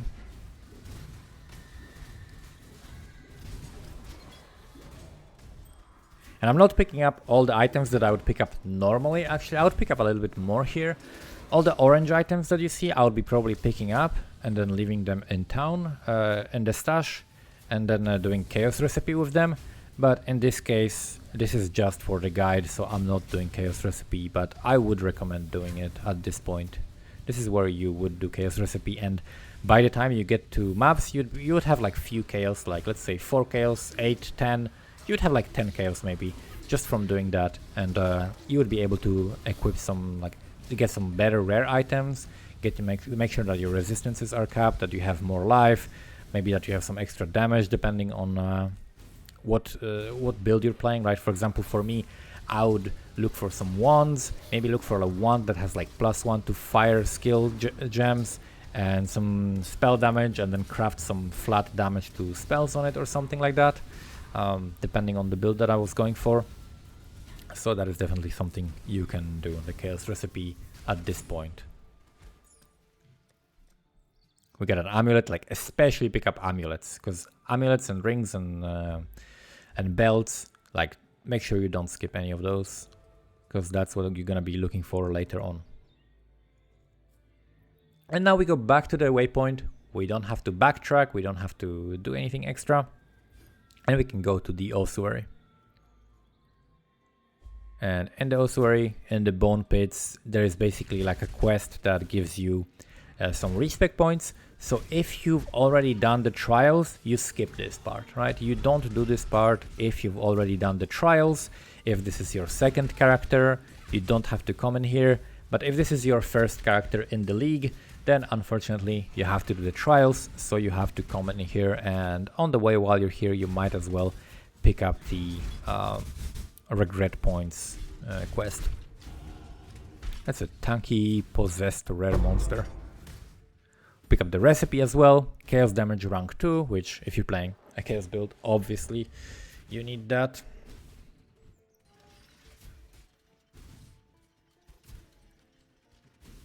And this is the last trial. So right before Kitava, I'm also gonna do the lab to show you like how the build changes, like how much does it give you. And it's worth doing for sure, like as soon as you can do it, especially on the Elementalist. So we got some regret points that we don't really need. And then we're just gonna continue from the square and go kill the Templar dude, or whatever he's called. I'll try to make a video of like a full build for the Fireball, so that if you want to start with this and actually play it as an actual build, you're gonna have an example. I'm gonna show like an actual example in the next video of the Fireball build. I'm not gonna show like the complete slow progression as I'm doing, but I'm gonna explain it. So I'm gonna tell you like what are the upgrades that you want to get first after getting into maps. I'm gonna give you like an order of upgrades. So first thing, I would go for like a Searing Touch and like Malachi's Artifice, and then like a Calm's Heart, Eye of Malice, and then you want to go for the rare items. So like a rare amulet with +2 level of fire gems or int gems or both, like fire damage over time multiplier. You can get some increased elemental damage on belt. Since I'm gonna be using the Malachi's Artifice, you don't want flat added fire damage later on. So for that reason, we're not gonna be using like, for example, where can you get that? You can get it on a ring, I guess. You can get that on the belt as well. You can get that on the jewel in the belt as well. So we're gonna be skipping that and just getting more life and stuff like that on it, and resistances. But our damage is definitely gonna be improved by the elemental overload from the ring. But that's gonna be something that I'll explain in the next video, where we showcase the actual build. And it's gonna be pretty much just a Fireball build like that. It's gonna play exactly the same. You're gonna have a Fireball. Maybe you'll have like a gem swap where you have a single target setup with like deadly ailments, and clear setup with the greater multiple projectiles, because that will just give you a bigger area for clearing and speed you up in maps. But just like now, we're just gonna be clearing with just the Fireball, and then for the single target, we're gonna be leaving the Flame Wall on top of where the boss spawns, and then debuffing him like crazy with the Wave of Conviction, and maybe also Stormbrand and Malachi's Artifice. And that's gonna be basically the build, but I'll show it in like a pretty like complete version. We'll do some Awakener kills and stuff like that with it, and like T16 maps, just to show how the build works. Okay, we're gonna kill this guy. This guy is pretty tanky actually. I think he's like snipes me here. He deals like, so I'm like 3.1k. Yeah, he hit me for 3k. That was nuts. That had to be a crit. Like, I don't think he just hits you normally. Like, and I couldn't stop to do a portal.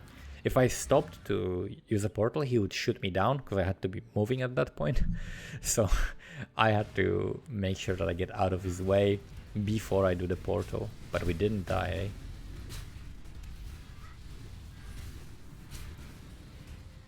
eh? Okay, we got this guy, finally. And this is the point where I'm gonna do the lab. So there's nothing else to do in the story. So I can also sell, yeah, we have a lot of transmutations, and my loot filter at some point stops showing wisdom scrolls, because you can simply sell transmutations for way more. So it's more efficient to actually pick up transmutations, and that's gonna be sufficient for you to have enough. So what level am I? I wasn't paying attention there, but I'm definitely much lower level than the lab here. I think a few levels. This is level 68. I'm probably like level 64 or something like that, or 63. But this is perfectly fine because we are pretty strong. As you can see, we're melting everything anyway. So we're gonna quickly get through lab. I have 3k health, which is actually what people recommend you get for this. So that's all right. But it's still dangerous, and you can still get one shot. As you saw, I got hit for 3k.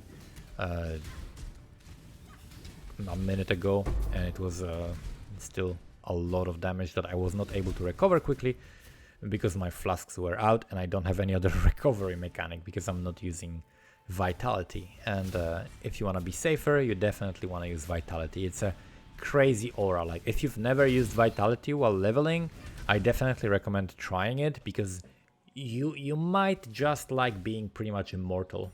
You might like it. You might enjoy being like unkillable and having insane regeneration. So Vitality gives you pretty much that, especially if you keep it close to the maximum level that you can have it at the time. It's gonna give you insane regeneration. Let's try to not give him any buffs so that he doesn't get any stronger. I think we managed to do that. So he's not gonna be empowered and one-shotting us. And after the lab, we're gonna have more single target damage and more AoE. The way that this node works, it's pretty self-explanatory actually. Like if you read it, the node that we're gonna be picking up is gonna give us more AoE if we are fighting, just clearing maps. But if we hit a unique enemy, it's gonna give us, I think it's 30% more damage, but no AoE, right? Which is amazing, because it basically means that if we are hitting a unique enemy, then the ignite that follows that is gonna have more damage, which is just another way to scale our ignite.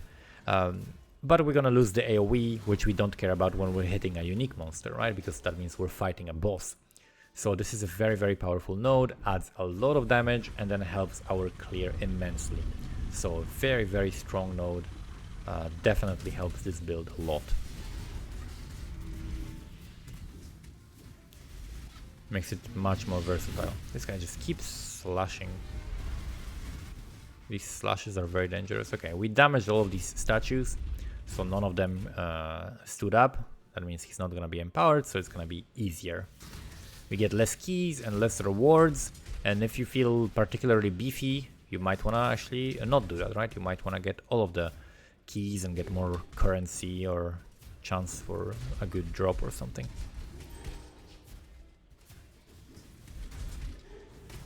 Okay, we're wrapping it up here. This is the one before the last room. I think next room is actually the... Is next room the Aspirant's Trial? Maybe. Not Aspirant's Trial, the... Or is it called Aspirant's Trial? What is it called? What's the name of the room actually? Let's see. This is the passage, so that's not the right room. Aspirant's Trial, yes, okay. So that's the last fight. After that, we're gonna pick up the node on the left. That gives us the AoE and the more damage. And it should be pretty easy. So we already have a lot of damage, especially on the 5 link. It's just super, super easy. Okay, there we go. Treasure key. We can pick that up. Okay, cool. Pick up the helmet enchant. Elemental hit. That's a good enchant. That would... people are using elemental hit early on actually. If we were playing with elemental hit, that would be cool. And now we basically need to go to the ravaged square and kill Kitava, and that's it. And now, since we are ascended, we're gonna have more AoE while we are clearing, and then while we are hitting unique monsters, we're gonna have more damage for 4 seconds. But that is perfect because that is basically the duration of an ignite. So anytime you hit the unique enemy, the whole 4 seconds of an ignite are gonna deal more damage, which is very, very nice. This Elementalist, a new skill tree, is really, really nice. I love it. I love the rework. It's like one of my favorite changes recently that were done. Pick up some more damage. Still melting all the packs that the fireball flies through.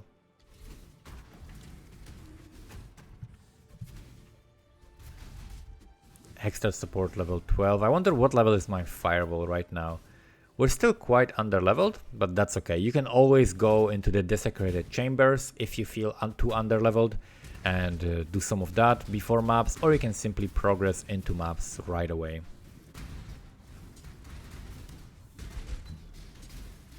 I prefer progressing into maps as soon as I can because the early maps are quite easy, and it takes time to go through them and kill the boss, and it's better to do the maps because you're doing higher level zones, and eventually your levels are gonna catch up and overtake the maps. So you have some like headroom for that. So I prefer getting into the maps as soon as I can. Oh, that was nuts. I think that was powerful crits. When I hover over that, yeah. Powerful crits. I just got crit like crazy in there. Just got one tapped. Dead. Running straight up to Kitava.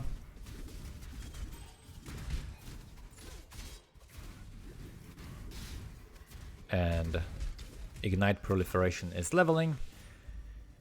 Get the recipe, and that's pretty much it. And the whole run, I'll do slash played right after I kill Kitava, and it's like 4 hours, 23 minutes and some seconds. So it's like 4.5 hours, less than 4.5 hours to do this. It's really, really quick. The build is nothing special, just a very generic fireball build that doesn't have anything that would make you run particularly quick. We didn't start with Onslaught as well because we were doing the fire thing, because I wanted to just make it like simple and fire and no muling required. So I made it as simple as what killed me? I think that was still the degen because it was before the detonation. That's interesting. It was like before the detonation. I got wrecked there.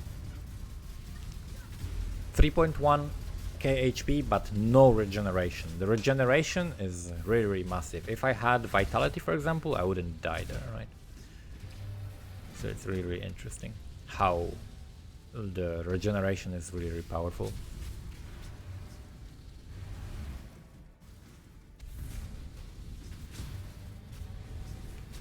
He's almost dead. I think I'm gonna take a hit from this, but we're fine because we have a lot of health. We just don't have the like other defensive layers, right? Like recovery. And that's it. Hopefully you enjoyed this run. Hopefully you learned a lot. It's a pretty long video. That's why I tried to speed it up in the second half once we stopped doing the complicated stuff.